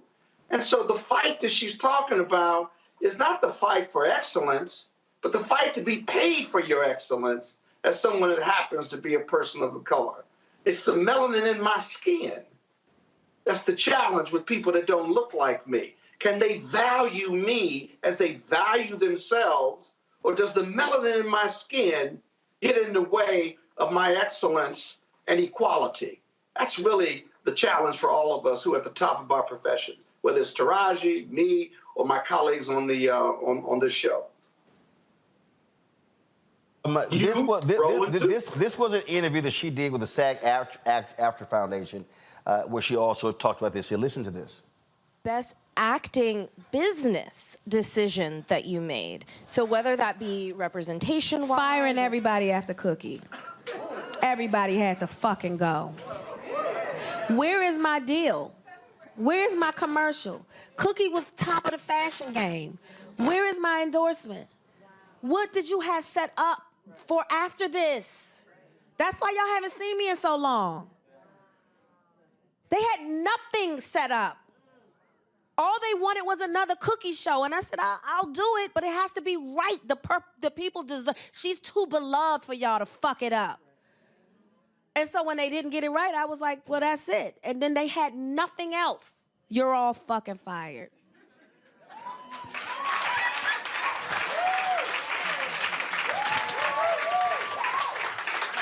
I mean,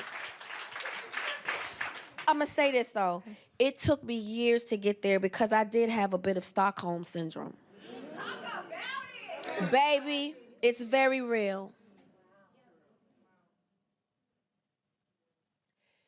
You are the prize. Don't you ever forget that.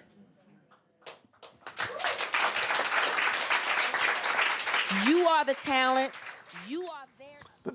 So the thing here, Rebecca, which I think is just what was most fundamental for people, is you have to understand your worth and you have to be willing to walk away from certain things if you believe you are not being paid fairly.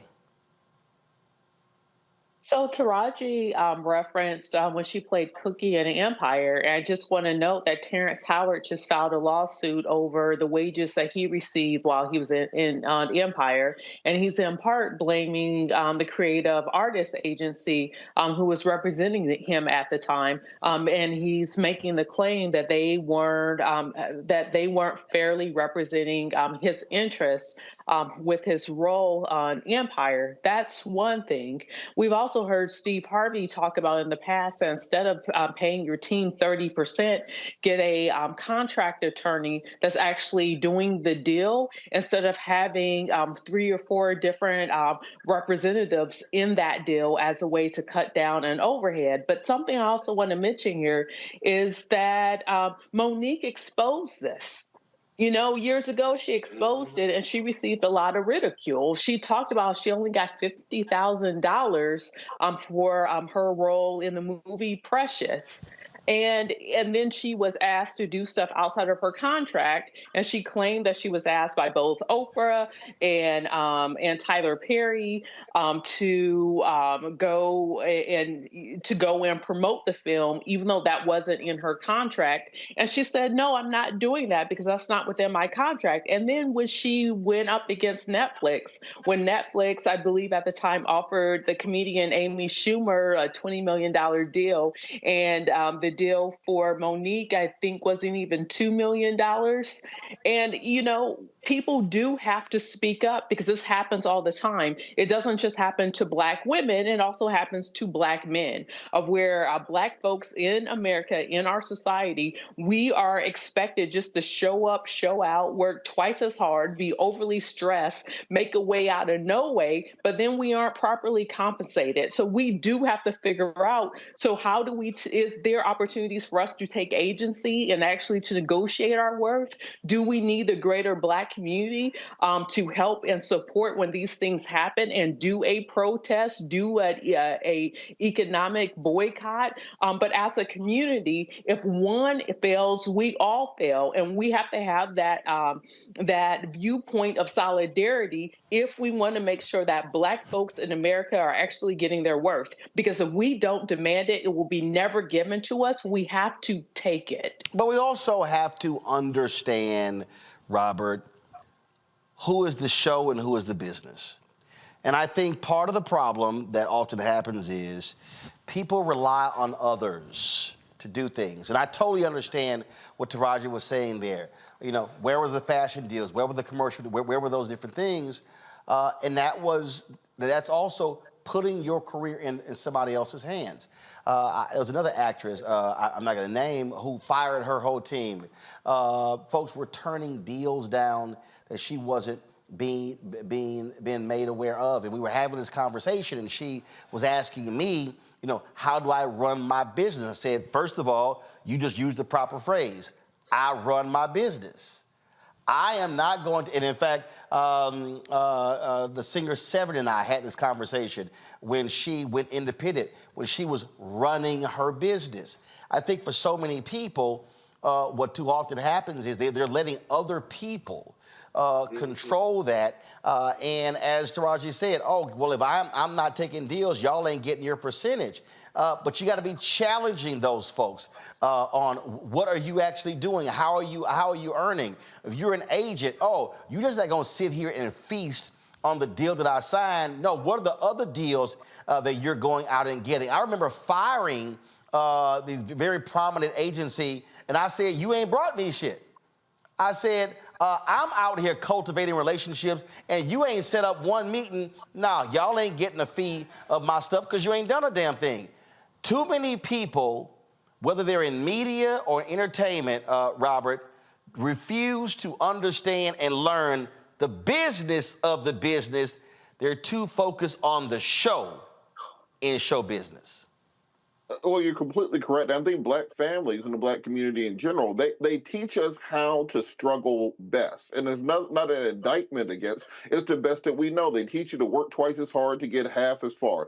They teach you to make the best out of anything you can get. You need to show up first, work harder than everybody, and be the last one out the door. And we are great at doing exactly that. But what we don't talk about, what we don't teach the next generation is how to work and monetize that. As you said, the business side of all these apparatuses. And because of this, it's been far too easy throughout the years to, as CeeLo said, get them a nigga, a brand new nigga, how bright your tap shoes even if his feet bigger, because they know they can replace you. Just as when Terrence Howard was in the Iron Man movie, he came back and asked for more money for Iron Man 2. They replaced him with Don Cheadle and act like nothing happened. They didn't even explain that they were switching Black dudes. They just showed up a different Black dude for the next 10 years. And then hold up. And then hit Don and said, you got to decide by 5 o'clock. Mm-hmm. Don was at his child's birthday party, and Don said, well, damn, can I at least get 24 hours? And they were like, yeah, okay, fine. But they put this, like, no, you got to decide yes or no at this number now. He was literally at his child's birthday party. And if he hadn't, they would have rolled it straight down the Rolodex to whoever the next Black dude was, and they would have gave them that role. They don't see us as being individualized talents. They don't see us as being individualized artists who are creating and who have an independent value. It's almost as if they feel they need to, when they feel they need to check a box, it is, well, who is the next most famous Black dude? Even right now with Jonathan Majors being fired by Marvel, there's all sorts of talks about who the next Black dude is they're going to replace his character with, as opposed to recognizing what he individually brought to that role and saying, well, if Ezra Miller gets second chances and Robert Downey Jr. gets second chances and Amanda Heard gets second chances, why didn't he get a second chance? And this goes in all fields. Let's talk about media and news that all of us here can talk about. You can go on one of these major networks. You can be the most prepared individual on earth, and they will have you debating the runner-up from Miss Ohio about immigration reform or something, and you can run circles around them every time they put you on. You can can just knock them right in the mouth every time they put you on. But then 2 or 3 months later, when they're announcing who the new contributors are going to be, it's going to be the little white girl who's the runner-up from It's Ohio because she has a smile and wears blonde hair, etc. This goes into every field. They expect us to be the sharecroppers of American society. And until we have a bargaining chip to put ourselves forward, until we have the economic ability to affect markets the way that other groups do, we will continue to be on the Chitlin circuit of American economics and politics. Well, I'll say this here. First of all, Keke Palmer posted this message regarding this whole issue. Go to my iPad. She said the entertainment industry is just like any other industry. We run businesses to keep our brands afloat, us being the brand business. And it's that team of company members that decrease any assumed large lump sum. This includes monthly expenses, just like everyone else. In the words of Biggie, more money, more problems. She then went on to say, this is why no one can really have one job anymore. People working outside of the entertainment industry may do Uber Eats, Postmates, accountant part-time, substitute teaching. She says, for an entertainment career, you may be like me, an actor, influencer, host, speaker, etc. I keep a job because I have to, haha. We all work multiple jobs and we may like some, but also because we have to. To be successful and live in America, it's literally this way because of the cash to expense ratio. And this is why entrepreneurship is so important, but that in itself is expensive. Having one job for anyone is not really an option, no matter what industry, unless you are like the top earner. And I mean, that's like Bill Gates and them, I suppose. I don't know because I can't relate, ha. So let me say this, which is, and I think what all of you have talked about and what it requires, and I think too often, to your point, Robert, these are not the conversations that we have. And the conversations that we don't have is understanding, again, I'm going back to the business of the business. I'm going back to the notion of multiple revenue streams. I'm talking about when you're in these situations, Scott, you get it. You can't have a successful law firm and think you're going to survive having one client. If all of a sudden that client gets ticked off and moves their business, now you're screwed. The job is to go get multiple clients. Has to be the same thing. If you're talking about entertainment, you got to be thinking about movies and television and, yes, speeches and social media, things along those lines. And I think so many of us, when you look at these record deals that people accept, so many of us, we take bad deals because we're so enamored with, oh my God, I signed a deal with Sony, I signed the deal with Columbia, with Arista, I signed the deal with Motown. But a lot of our people, we see them on TV One's Unsung, they ain't read the contract, never saw it, never read it, and they don't even realize Kirk Franklin did an interview the other day, how in his early deals, he signed away 100% of his publishing. 100%. Yeah. Because he had a lawyer who was an entertainment lawyer. They were like they just heard lawyer like, well, you could do this whole deal. So it's understanding all of that. But the thing that people also got to do is have a focus. Understanding is me Inc. What I mean by that is I look at Oprah talked about this here, and I agree with. I look at every damn invoice that comes across my desk, and I'll be like, what's this? I ain't paying this. I got somebody right now who's inventorying all of my equipment in there, because you know what? I'm not going to be paying for shit that get broken in 2024.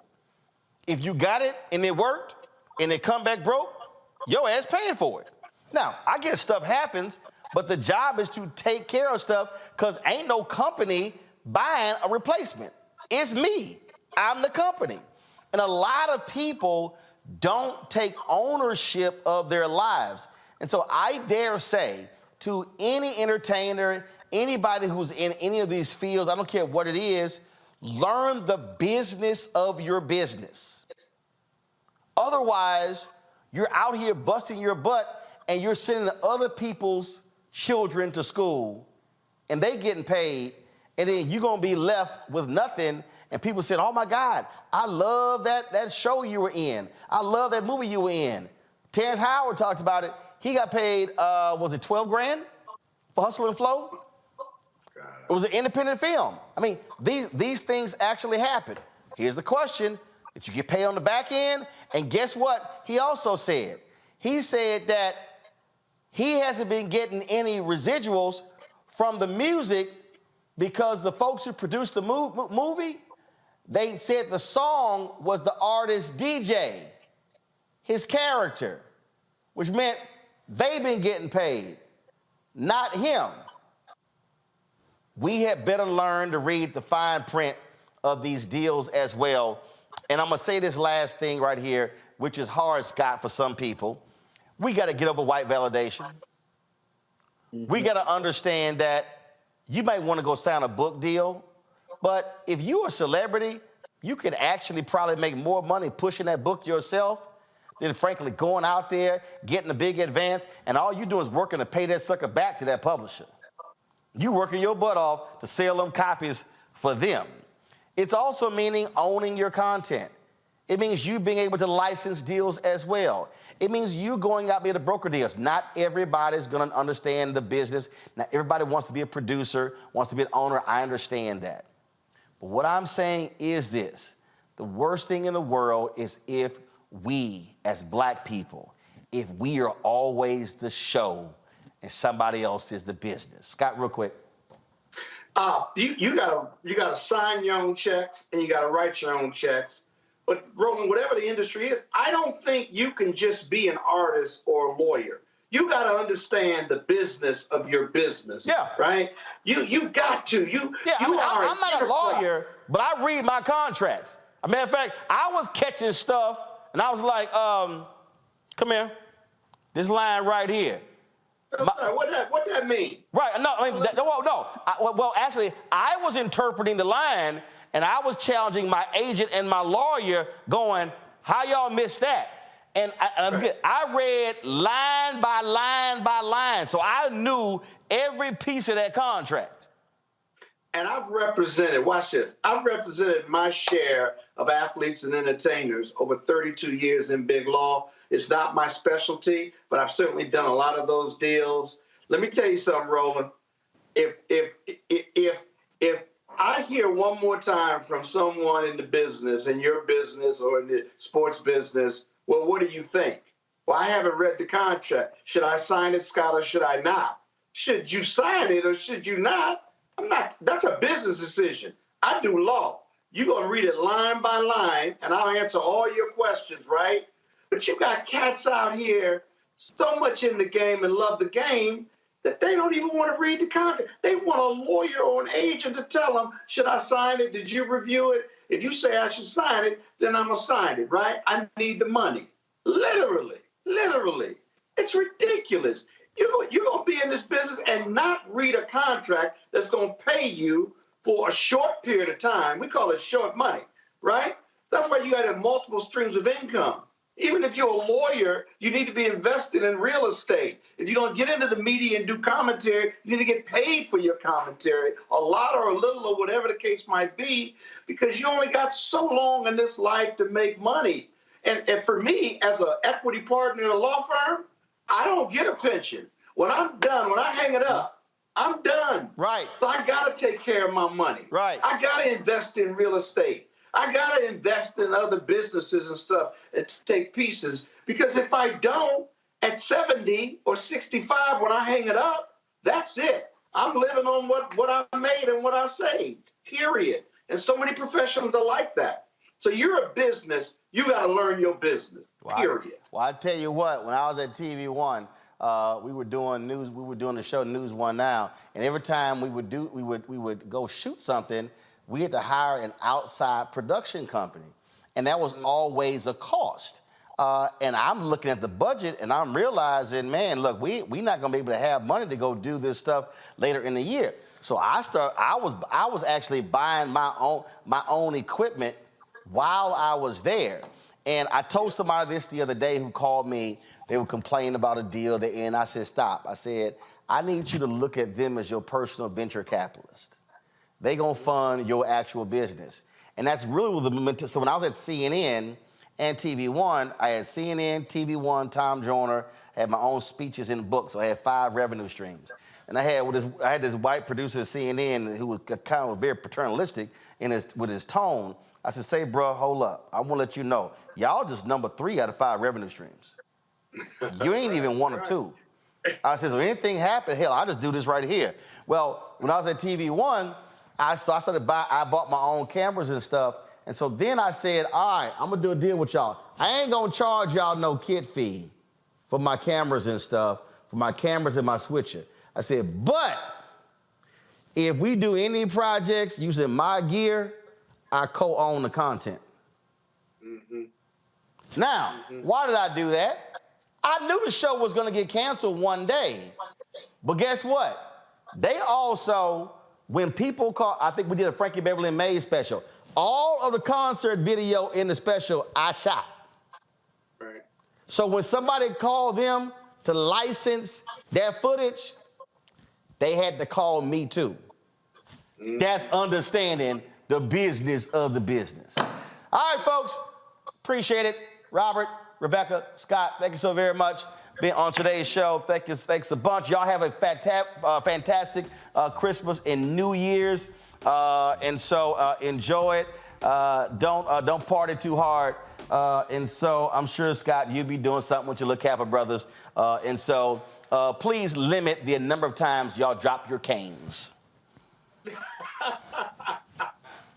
Yo. Yeah, okay, whatever. All right, okay, that's enough of that. Yeah. That's enough of that. You know Alpha's your daddy. All right, I appreciate it. Thanks a bunch. Y'all enjoy. Folks, when we come back, first of all, we're going to come back with my Sir the Baptist interview. Y'all, you don't want to miss this interview. And so, of course, then again, I'm going to be out for a couple of weeks doing vacation, as I always do. We're going to come back, again, my conversation with Sir the Baptist. It is a fascinating discussion. You don't want to miss it. That's next. Business or career with Grow with Google's wide range of online courses, digital training, and tools.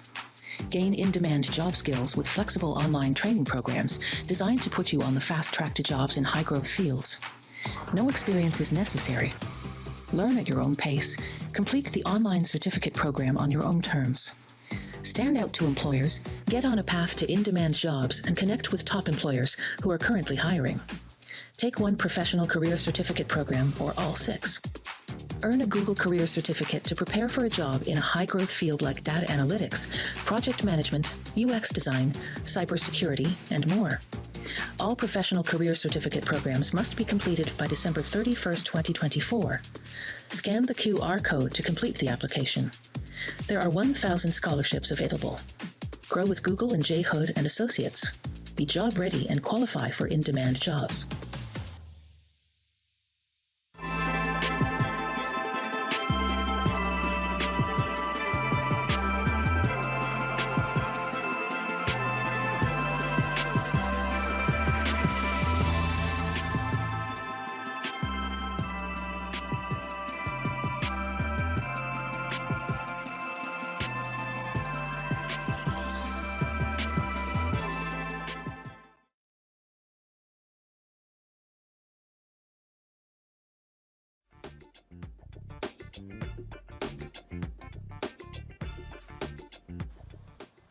All right, folks, Sir the Baptist, remember he won Grammys working with the Tennessee State University Marching Band. He has this ambitious project when it comes to other HBCUs. We talked about it when I sat down with him at the House of Hope in Chicago, where they were rehearsing for the McDonald's Inspiration Celebration and Gospel Tour.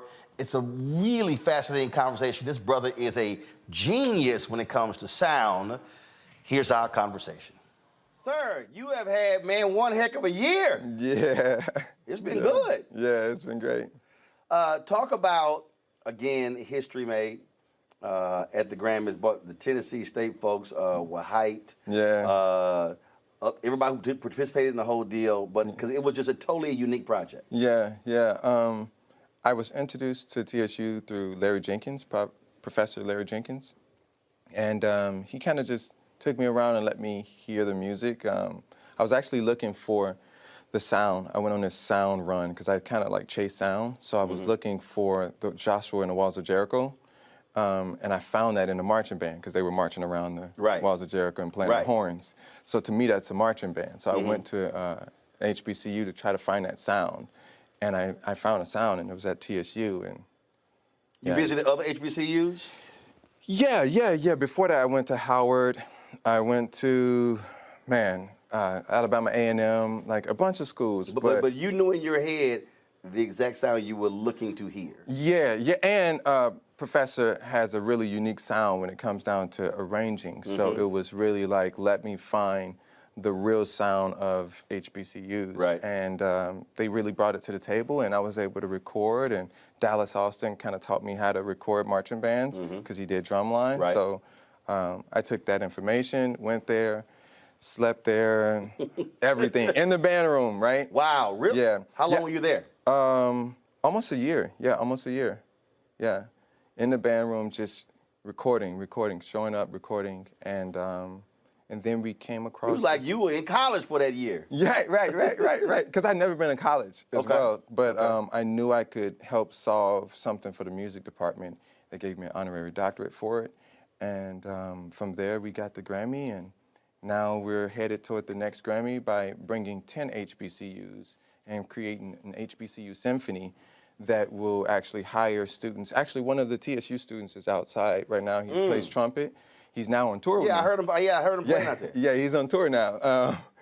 So straight from school to being a hired musician, and I want to do that for as many musicians as possible, and then we can score films. So HBCU Symphony is a new organization that I'm starting. So I'm learning how to do 501c3s and unionizing symphonies and endowments and all of that sort of stuff to turn it into a full symphony that can do black films like Tyler Perry or Will Smith or Now was that born out of this experience, or did you already have that vision before you even started this? I didn't. When I did TSU, I felt so bad because they were online and everybody was like, oh man, we didn't win a Grammy. Like, oh, my school didn't get that, or I wish he had to come to my school. And I know how important it is for musicians to not put their instruments down after school. You usually have to put your instrument down after marching band and then go and find a real job. Right.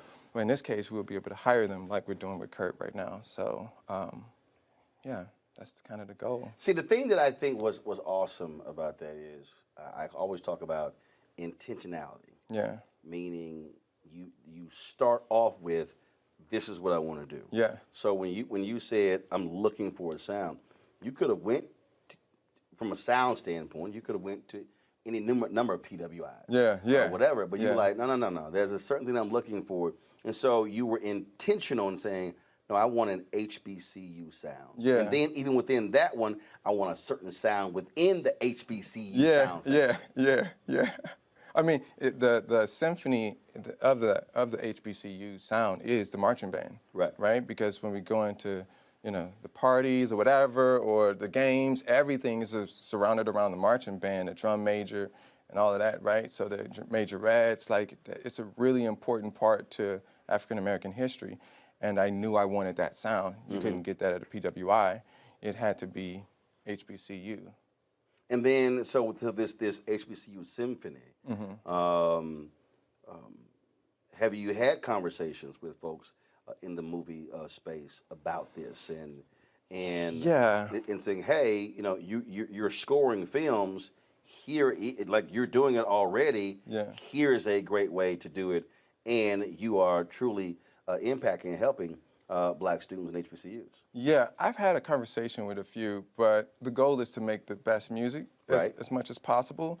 So it's like score.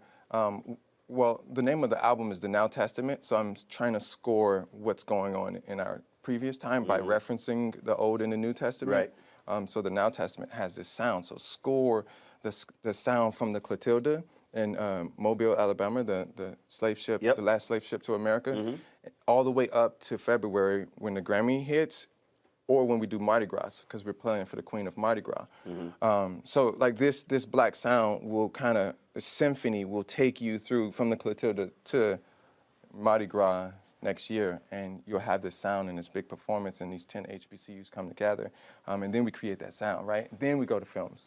We did get an offer from Bungalow and a few other people to jump in and create a documentary series around it with Hulu and all of that sort of stuff, but the goal is to first just create the sound and make sure that it resonates with the culture of gospel. I'm going to let Tyler know Right. That would be amazing. That would be amazing. Down? Yeah, because I mean, then he can, use so many students and give them a chance to really like get their chops up. Like kids were changing their Instagram page saying, Grammy Award winning trumpeter. Absolutely. You know what I mean? And that's true.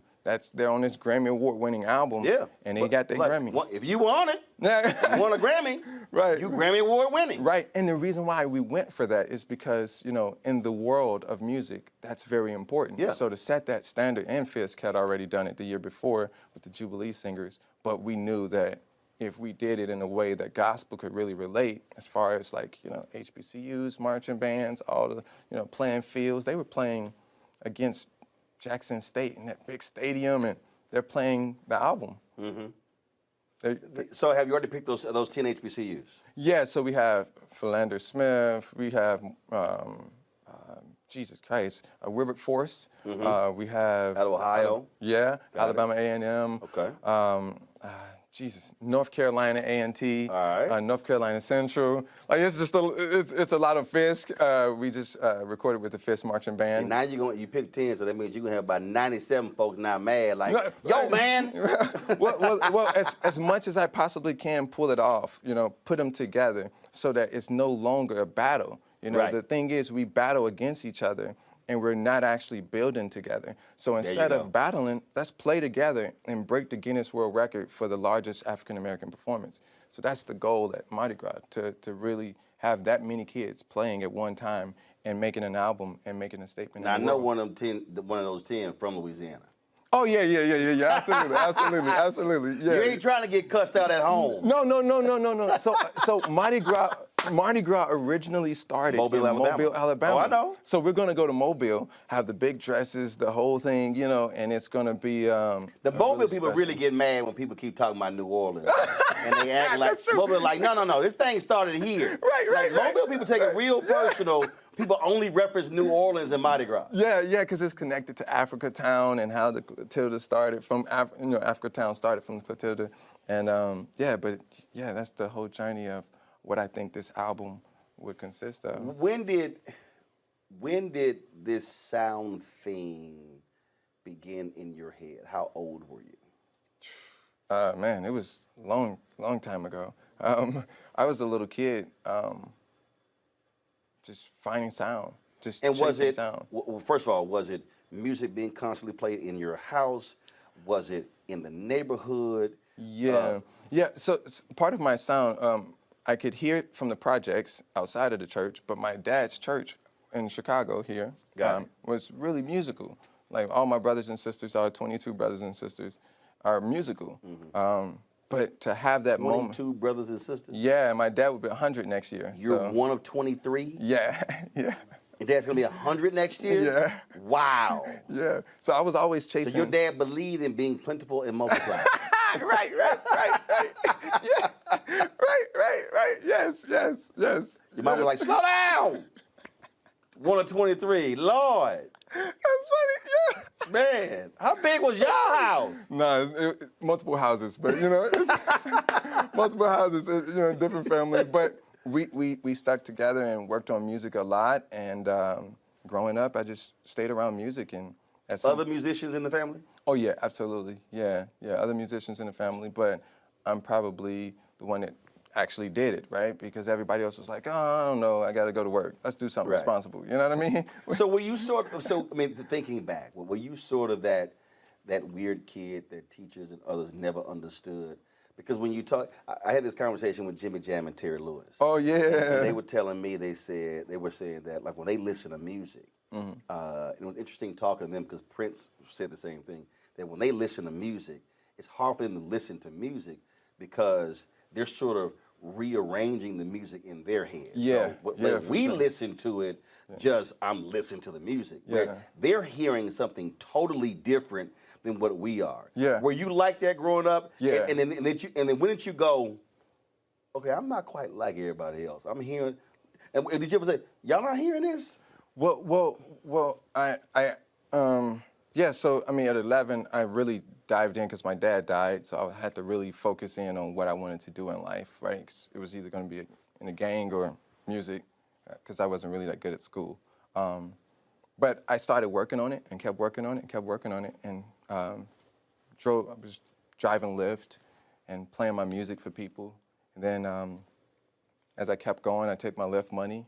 I was homeless at the time, so driving Lyft, homeless, playing my music for people, and they would go like, oh, I kind of like this, I kind of like that. So they start kind of tweaking my sound for me. And then from there, I signed a deal with Atlantic and then opened up for Beyonce, and then met Jay, and then just kept going. And it just blew up. Tony Bennett, yeah, Chance the Rapper. Just kept working with a bunch of people, Jay Ivy, like a lot of people. And yeah, so now it's just the sound of everything. But I actually don't listen to music. I don't listen to anybody's music. Like, Donald Lawrence is my, mentor. Right. And of course, he was over the whole music program. But I don't know a lot of his music because I don't allow myself to put other textures on my palette. So I have to kind of Wow. Yeah. So see, I think a lot of people really don't understand that concept. Yeah. I remember when I had a Sunday morning show on TV One. My producer, he kept sending me notes on Monday and Tuesday, what was on Meet the Press and Face the Nation, and this week, and I was like, "Yo, Jay, stop." Yeah. I said, "I don't watch those." Yeah. I said, "We ain't doing what they doing." Yeah, because it's on your subconscious. So don't send me notes. Yeah. I'm not trying to do what they do. Yeah, no. And I literally wouldn't watch.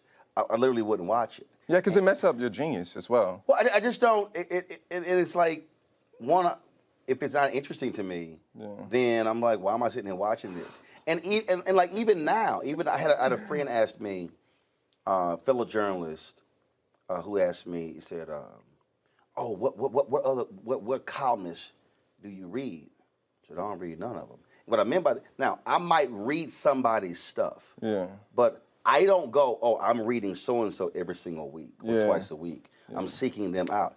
I don't. I just I'm not. Even if I look at the cable news shows right now, I don't watch them. Yeah. I don't watch CNN, MSNBC, Fox News. I might see clips on Twitter or whatever, but I literally don't watch it because what we do with my show is so different, and I'm just like, I'm not getting anything out of that. Right. And it's hard for people to really understand that because it's what you just said. You will subconsciously pick up on what somebody says. The next thing you know, you're parroting what they say and do, and not just sort of flowing in your own gifting than how you want to see the world. Yeah, exactly. So that's part of it. And the reason why is because I was digital marketing and music at Leo Burnett. And Leo Burnett is an agency. Yep. And a Chicago institution. Yes. So I understand the psychology behind sound and audible branding, right? So how it sits in your subconscious and kind of forms your thoughts for you through culture. So I prefer not listen to music so that I can focus on finding something that's ancient, like a marching band playing a gospel album. You know what I mean? That's kind of going back to your roots in a way, and the opposite of where everybody else is. Do you? So I'm curious by that because I remember I was in St. Kitts. It was we were heading for this boat ride, and I heard this song, and I had to immediately go Shazam it, and I couldn't Shazam it. I couldn't bring it up. I couldn't bring it up, and so then I recorded it so I could Shazam it later. Yeah. And first of all, the reason I love Shazam is because when Shazam came up with, when it was created, you could, because I might hear a song and I might sit here and I'm like listening. So then I would remember like 4 or 5 lyrics. Yeah. And then I would go to Google and then type in those words and then try to figure out what the song was. Right. I just love music like that because I played cornet in elementary school, bass baritone horn in middle school and high school. And so so you hear something, you're like, wow, yeah. Like you hear something, you're like, okay, who's that? and so then like I might walk over and I'll be somewhere and I'm like Shazamming something. Like, what you doing? I'm like, I'm trying to figure out what the song this is. Yeah. So for you, how do you walk through this world when you're in airports and when you're just anywhere? Do you hear something and you go, interesting? and then does your brain start sort of processing that and going, okay, that could be, and then next thing you know, just that sound just takes you on a journey somewhere. But most of the time I try to ignore places that play music. No, I don't even mean music.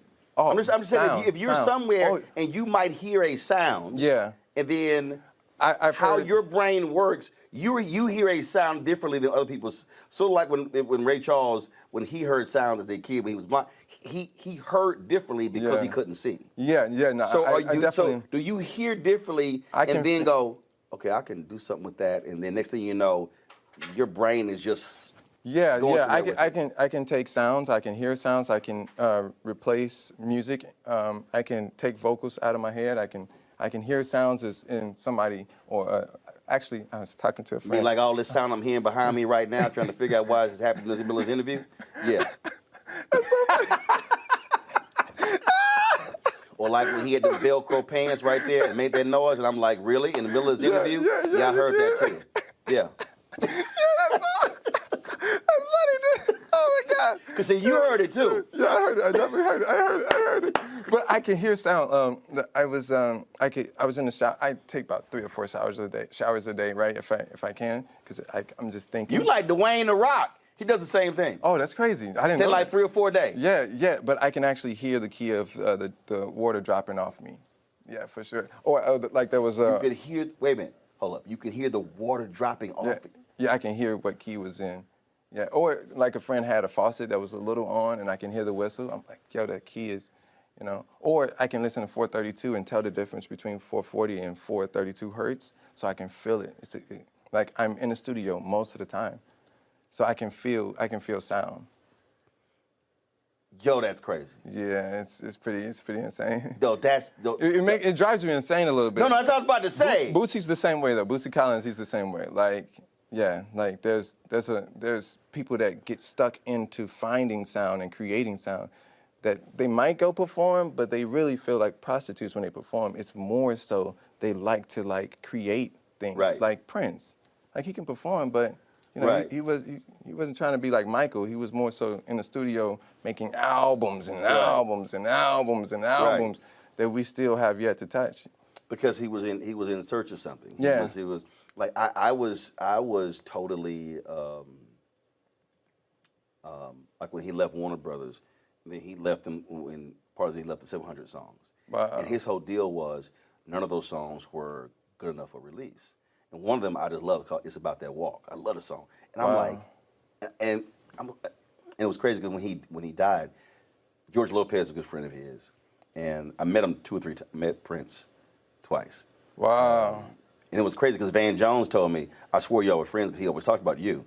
He made my book and everything. And George once said, he said, man, I would have loved for you and Prince to have a music conversation. And would have loved to have the conversation. And I would have loved to ask him, that's a banging song, but why for you was that not good enough for release? I mean, it's an amazing song. I totally understand. So I would love to have asked, how was that one not good enough to be released? Yeah, I'm releasing tonight at 12 a.m. tomorrow or something, and I was in the studio working on the music and ready to release it, and my guy called me and was like, yo, you gotta hurry up, you're gonna miss the Grammy deadline, and then you did all of this, you know, no, you gotta hurry up, and it's not finished, but I had to upload it in order to meet the deadline. Right. I was full body on the floor crying for hours. Because for you, it wasn't perfect. It wasn't. Wow. Yeah, so I feel that, yeah. So how do you then deal with that? Because and in some ways, I'm gonna ask them, can I replace the audio later? Hey, distribution, you already did that. You released it. Now let me tweak the mix real quick and send it to you again. And then no, what I mean by that, in some ways, because you said it earlier, in some ways you're trapped by the genius. And sometimes you have to let it go. Yeah. So do you have those around you who you trust who are kind of like, sir? Yeah, Jay Ivy, for sure. We gotta let it go, bro. Yeah, he's like, yo, you gotta let it go, for sure.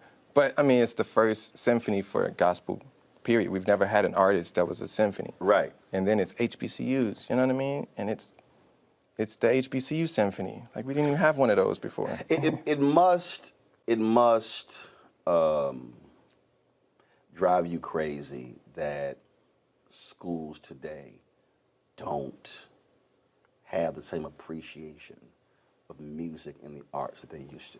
As I said, I played in elementary school, junior high, and high school. Yeah. And it bugs me because I absolutely believe that playing an instrument is essential. has played a huge role in my success as a journalist. Wow. Because you have to read music. Yeah. You have to study music. Yeah. You have to listen to the sound of other people and then understand I'm playing too loud. Yeah. I'm not playing loud enough. Right. And so when then you can literally apply all of that music to so many other areas of life. Yeah.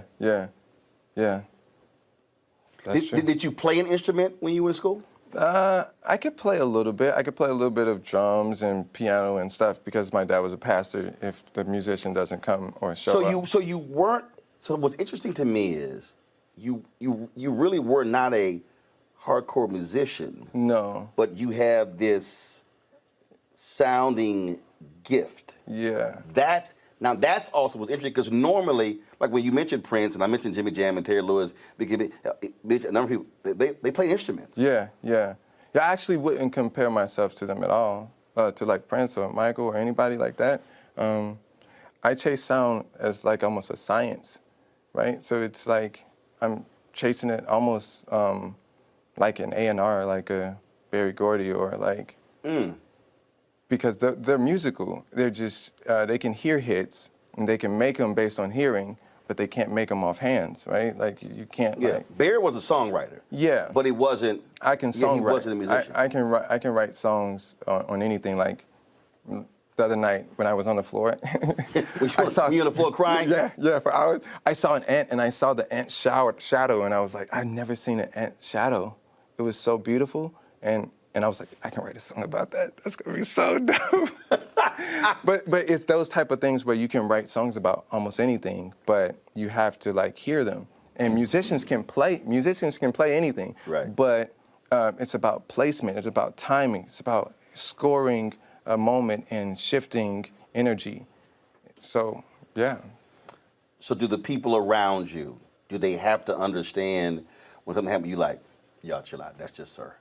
Because some people kind of be like, what, like have you had where your mind sort of drifts off? You could be with a group, you could be going somewhere or whatever, and you're just sort of like something just takes your mind away. Sometimes it's kind of like, y'all just chill. Don't worry about it. That's just him doing what he does. Yeah, most people encourage me because it's an exploration, you know. Good. So if I hear a sound and I go, just let me go. Like my journey in life is my journey in life, and I'm meant to experience life a different way than everybody else is. Absolutely. So, last question for you.